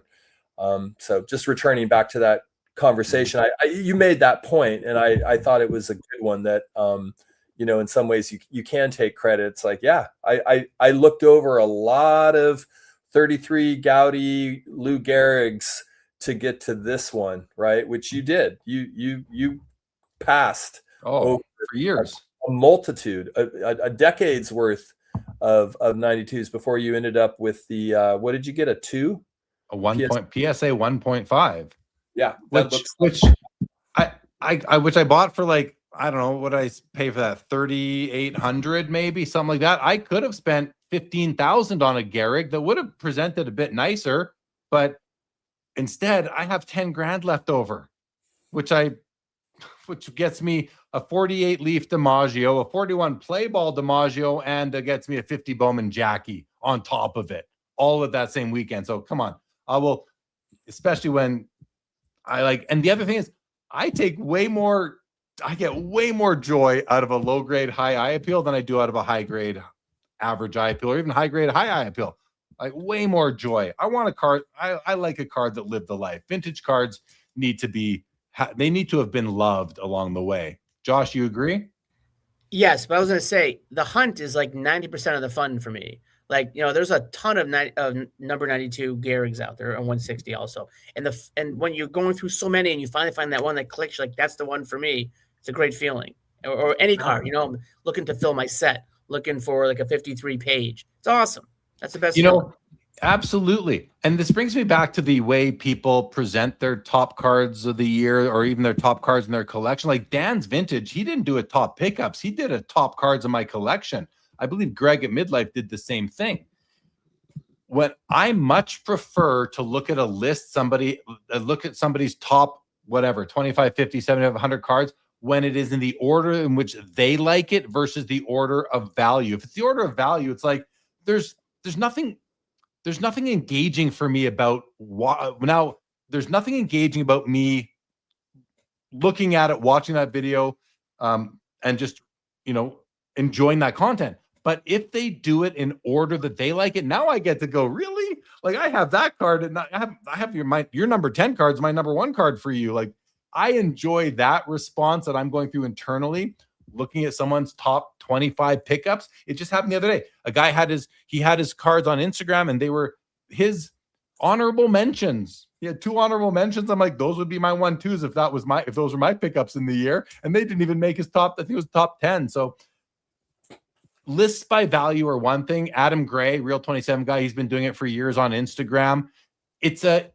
When you're doing 100 cards, it's too hard to put them in order if you like them. So it's an easy shortcut. I get it, but I much prefer a list that goes by what you like, because now I have an insight into you versus an insight into the market. Josh? Yeah, because value is kind of boring. Like, everyone knows what the price is. Like, okay, big deal, but why is that card important to you? To me, that's much more interesting, and it tells me what kind of collector you are, what kind of person you are in terms of the hobby. So, much more interested in why you like these cards for their other reasons other than what the price is. Yeah, I thought Dan did a good job with his video, because while he went in order of one source of value, he told the story behind pretty much every card. He knew where he got them, who he got it from, when it was from. Like, that was fun. That was fun to watch, even though I can't argue with the order, because the order is just provided already. It's predetermined in a way.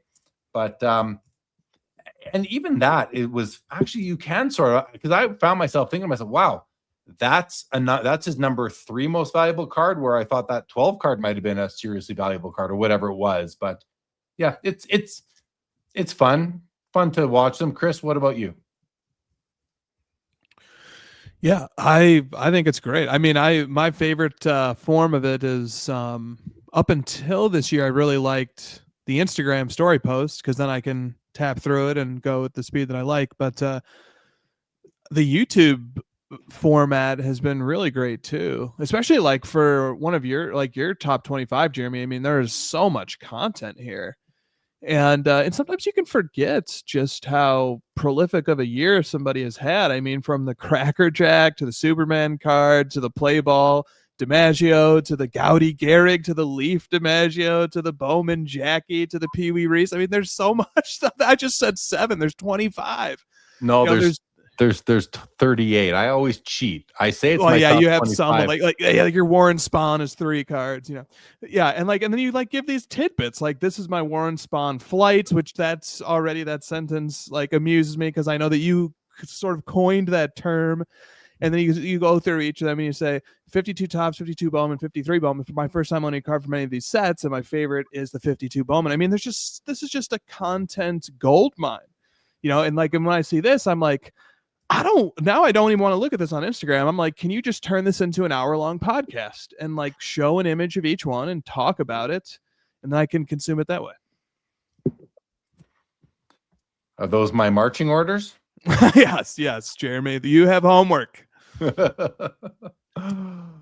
Anyone else have any other topics, thoughts on anything? Joe, Josh, Chris, on anything else? Yeah, Josh. Yeah, I have something, and I was thinking about this for a while because someone posted. So one of the comments was about how Willie Mays cards are going down or something. I think what they said. And this kind of reminded me of Chris, discovering the 47 Jackie Robinson Bonds bread.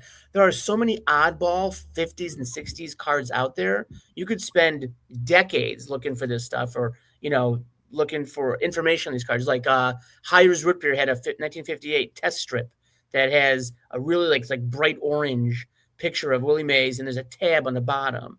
Finding that tab attached to it is next to impossible. I think one sold in REA, I think it was this year or last year, but one hasn't sold in a long time.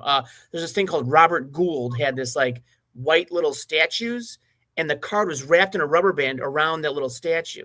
And like, I don't know how many there are, but there's less than 10 for Willie Mays. And there's just amazing, just really cool oddball stuff out there.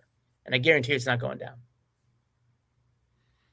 Yeah. I mean, yeah, you bring up a whole other thing there with the oddballs, the unique sort of cards that we don't see often, versus when Dan made the comment that Willie Mays cards were going down. I think he was showing, like, I forget, maybe it was a 56. It was either a 56 Topps or a 52 Bowman, I think maybe it was, but I don't remember exactly. But I don't know what he's basing that comment on. I have no idea, but it's probably not every single card it's probably not every single Willie Mays card that's ever, unless he did look at an index. Maybe there's an index on Card Ladder. I know he used the Card Ladder value, so maybe he did use that. That's going to be a pretty good indicator. But yeah, there's so many cards that are not part of that. You're right, Josh, and those cards are probably not going down in value, and that could maybe change the narrative there. But mainstream versus oddball sort of thing. Yeah. I was going to say, just in relation to the prioritization of your own collection, it reminded me, Jay Lee, and this is a little plug for tomorrow night, because I think you're doing an auction party, but you're this and that, this or that, I guess is what you call it. Like, I always find that kind of fascinating. And even in my own choices, I have to sort of cross-reference. Am I resorting to value? Like, I try not to look at what the card is going for at the auction at that point, but somewhere in my head, I might know that the Tom Brady is more valuable than whatever, who knows. But some people are stubborn and say, well, no, of course I'd get the Tom Brady. And you say, no, that's not where we're looking at, people. It's like, you almost have to recast the question a few times during the course of the show, because people in the chat will invariably default to monetary value. But it's a fun exercise to kind of give yourself that freedom of, I don't give a flip about what the actual value is. I'm really just going on which one would I rather own for me. And sometimes it is very personal, like, oh, I already got some Shaqs, or I do have a shack run going, and I'd want to augment that with, a Playmakers Theater or whatever. Yeah. It's hard. Sometimes I that's an interesting point. And sometimes I'll ask you guys, like, do you ever look at a card, you see a card and you don't think much about it, and then you see what it sold for? Does that ever make you more interested in the card? Like, does a card become more attractive to you than it would otherwise be, simply because other people have thought it's worth more money? Does it all of a sudden get on your radar? A card that might have been a sleeper for many years, no one cared about, all of a sudden, for whatever reason, it's the new popular insert or whatever, and now you're interested in it. Like, has that ever happened I know it's happened to me. I'll admit it. It's happened to me. Maybe it took it being worth something for it to even hit my radar, and that might be a part of it. I might not have been really known about it before, but I'll look at a card, I'll see its value. Now I'm intrigued. Okay, wait a second. Have I been missing something here, sort of thing? Someone Malk who just said, like, kabooms. Yeah, it didn't. Kabooms and downtowns didn't do it for me. That didn't happen. But it's happened it's happened at other times. Has that ever happened to any of you guys, where the card's value surprised you to the point where you're like, oh, maybe I need to consider buying that or learning more about it even? Anyone want to take that one? Chris? Well, my dad does a thing every year where he watches all of the movies that are nominated for the Best Picture award. And so he is taking the cue from however those get nominated, that these are worth watching, and then I'm going to go check them out, and then I'm going to form my own opinion about them and then decide which one I like best. But really, it's almost more just about the ritual of, like, these are movies that I might not have heard of otherwise, that might not have big box offices, or maybe they do, but I'm going to go watch these now. And, like, it's something to do, and it's a connection to culture, and it's a lot of different things. See, the thing that's so interesting about price, and when a card does sell for a big price, it certainly is interesting, is because price is the unit of exchange. So, like, as much as I can deconstruct price and say that there are things prior to price, and that maybe the pricing of cards is wildly inefficient, it doesn't factor in all this information properly, the flip side of the coin that must be acknowledged is that price is a powerful tool. So let's say, for example, Joe has a card that's worth $1,000 and I have a card that's worth $200. Joe can sell his card, buy mine, and have $800 left over. Okay, so that's, in a nutshell, that's why price is such a powerful tool, because the more expensive card can buy the less expensive one and still have money left over. Now, people can push back on that, right? There are some cards that are one of one, so you really can't replace that, or the more expensive one couldn't buy the one of one if it wanted to. And there are some that have really nice eye appeal, and there are some that have a very special personal story that's irreplaceable. But generally speaking, price is powerful. And if we kind of think about the mechanism as to why, it's because price enables you to do all sorts of things as a collector. The more pricey your card is, the more power you can extract from it to go buy other cards that you might want even more. So price matters big time. Yes, price matters. But price is so based on other people's opinions, like, it's really just based on what other people thought at those times. Like, Barnett Collection says, personal take, some of the low-numbered desirable parallels don't hold up aesthetically. And he calls out the Super Rave, which I happen to agree with. Kool-Aid here said, kabooms are overrated. So both of these comments from Kool-Aid and from Barnett are, and as Barnett says, personal take, whereas Kool-Aid is stating as fact that kabooms are overrated. Well, not to the people that are paying the prices. They are saying they are rated perfectly, and this is what I'm going to pay for them. I don't particularly look at a kaboom and think I must own you. No, I don't. I've never had that go through my mind when looking at a kaboom. But people do have that going through their mind. So really, price, as you were just talking about, Chris, is a reflection of, I don't know if the word is majority or just a critical mass of people that have decided that the cards should sell for this much because they repeatedly pay that much for them. But that's based on what they like. Their preferences to players, to the looks, the brands, the aesthetic design of the card.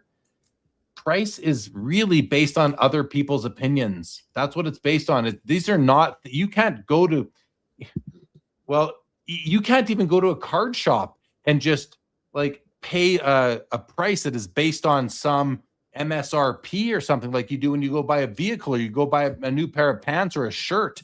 These things are priced. There's no negotiating. You don't negotiate when you go buy your groceries. Not in North America, I don't think, at least anyway.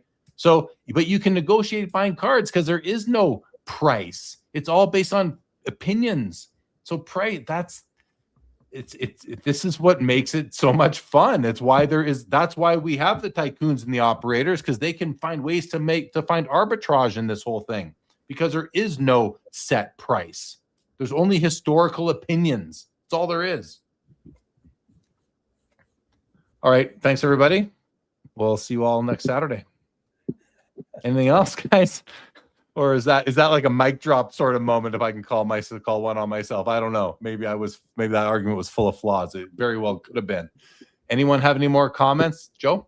Oh, I was just to answer your question, I've absolutely been intrigued when I see something going for more than I thought it might be. And in some instances, there are cards I own that I didn't realize are as valuable.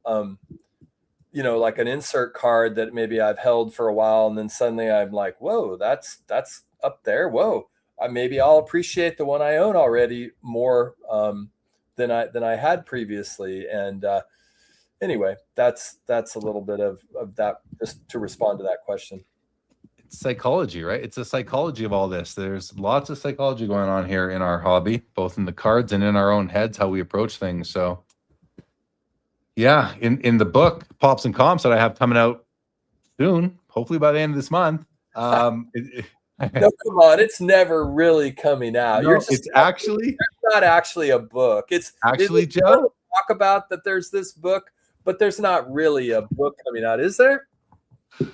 Chris can validate that there is actually a book coming out, and it's actually it's like I have one small detail left, and it's like it's done. Unless there's huge news that comes out tomorrow that I don't need to like update, it's basically done. It's going to go out to design. So yeah, that's awesome. I'm down to one detail. I spent a good time on it today. Yeah. But I was going to say, in the book, there's like 16 or so chapters on the psychology of collecting and of values, why cards are valued. So hopefully that'll be somewhat insightful. We'll see. We'll see if I did a good job on that or not. See what you guys think. Who knows? Maybe the book will end up selling for like $3 because no one thinks it's worth anything. I don't know. We'll see. We'll see what it does. So that's it. That's all I got, guys. We good? We're all nodding away. Everyone's good? All right. Well, we'll wrap it up. We'll wrap it up here. The first show of 2026. I will be back tomorrow night for the Fanatics Collect weekly auction ending watch party. We'll go for about an hour, starting at 9:30 Eastern, 6:30 Pacific. We'll be back next Saturday. Not yet sure who we have for guests, but we'll get that all worked out. Are you guys all going to be joining next Saturday? Yeah. Okay. Joe, you're likely. Okay, good. Chat guys, thank you. Tons of comments here that I haven't even, just too many comments here right now, but thank you everybody for joining us as always. I had one left, Mark. What is this one? Final question. How long will here, Tony, final question. A candidate for the last question tonight. How long will the latest craze of a vintage on-card autos last, and will it prove to be durable? Let's just hit this question quick, because this is a very timely. A lot of people into the autograph vintage, and I don't collect them, but it's hard to argue with it. Those cards have stories, and stories bring interest, and interest brings price or value to this hobby. So I'm not personally a collector of on-card autograph vintage. I like my cards to not have autographs on them, vintage wise, but I get it. And I don't think it's going in. I think it's going to last. I think that's a real shift in things. Josh? So my only question with those cards is where have those been for the past 30 years? You haven't seen those up until probably like maybe 7 to 10 years ago. So our people were just sitting on them for that long, and all of a sudden they popped up. I don't know. I'm very skeptical of those cards. So you're calling out the authenticity of the autographs. Let's assume that the autographs are real, though, because I mean, it's hard to think that there haven't been people whose grandparents have passed away that had these autographs, or great aunts or uncles, and they're finding these cards. I mean, it's possible. No, it's possible. Absolutely, that's definitely a very rational. Did you see the story on the new Honus Wagner T206 that was discovered? I didn't. Who discovered it? Well, it was a major part of the new season of King of Collectibles, the Ken Golden show on Netflix. I missed that. Yeah. But they showed the family, they told the whole story. I mean, it's like, this is probably the coolest Honus Wagner of all of them, because it's traced back to the original, to the grandfather of the two grandfathers who are brothers who own the card. And like, it's been in the same family since it was pulled out of a cigarette pack. To me, that's cool. So damn cool. It's very cool. Yeah, so cool. And it's a 1.5, I think, or a 1. No, it's a 1 maybe. It's got creases, but it's beautiful. Like, I would love to own it, but I think they estimated it, what did they say, like maybe 4 to 6 million. I think this card will sell for over 10 million bucks. I'm probably wrong, but I could see it breaking 10 million because of the story, because it was on the show, the family it comes from. I mean, these guys seem like just good dudes, you know? So I don't know. Not that the good dudes are going to add millions to the value, but the history of where that card came from, and that everyone will always know where it came from because of the documentation it was documented on the show.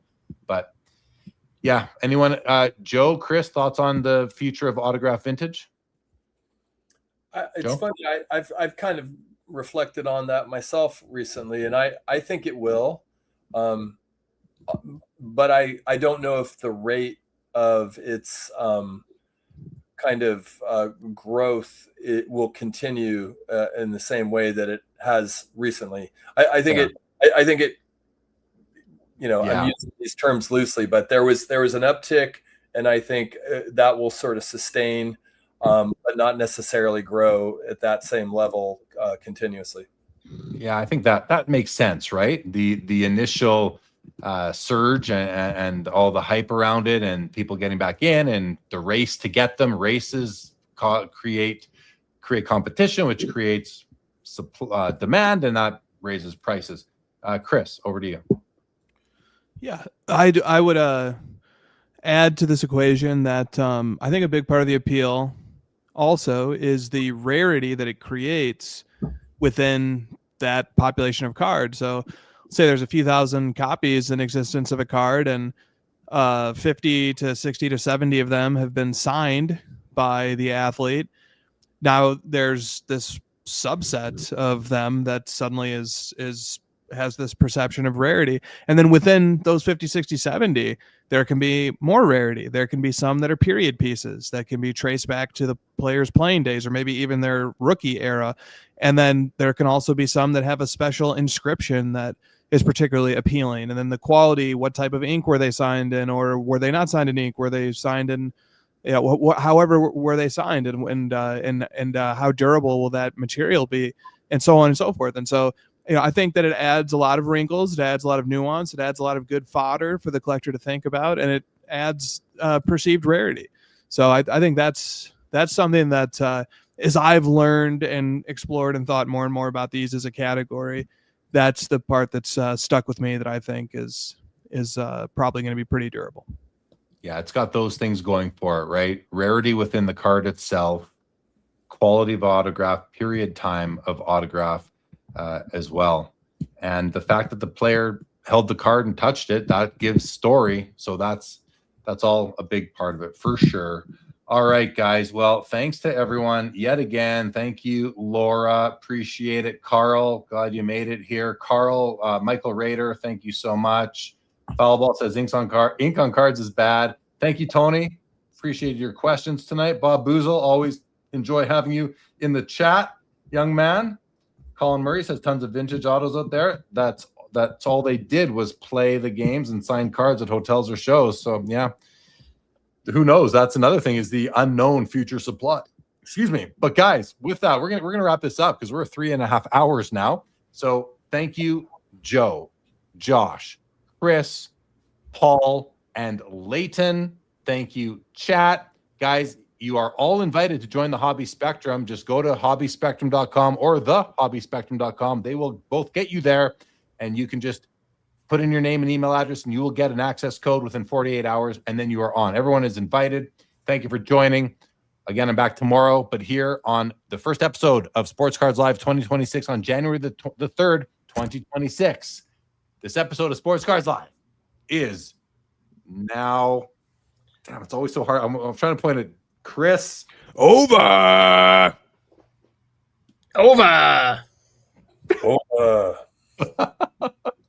And on behalf of myself and all three goofballs with me here, good night, everybody. Thanks for tuning in and being a part of the Sports Cards Live community. Don't forget to like, subscribe, and most of all, keep collecting. More great content to come. Sports Cards is a lifestyle.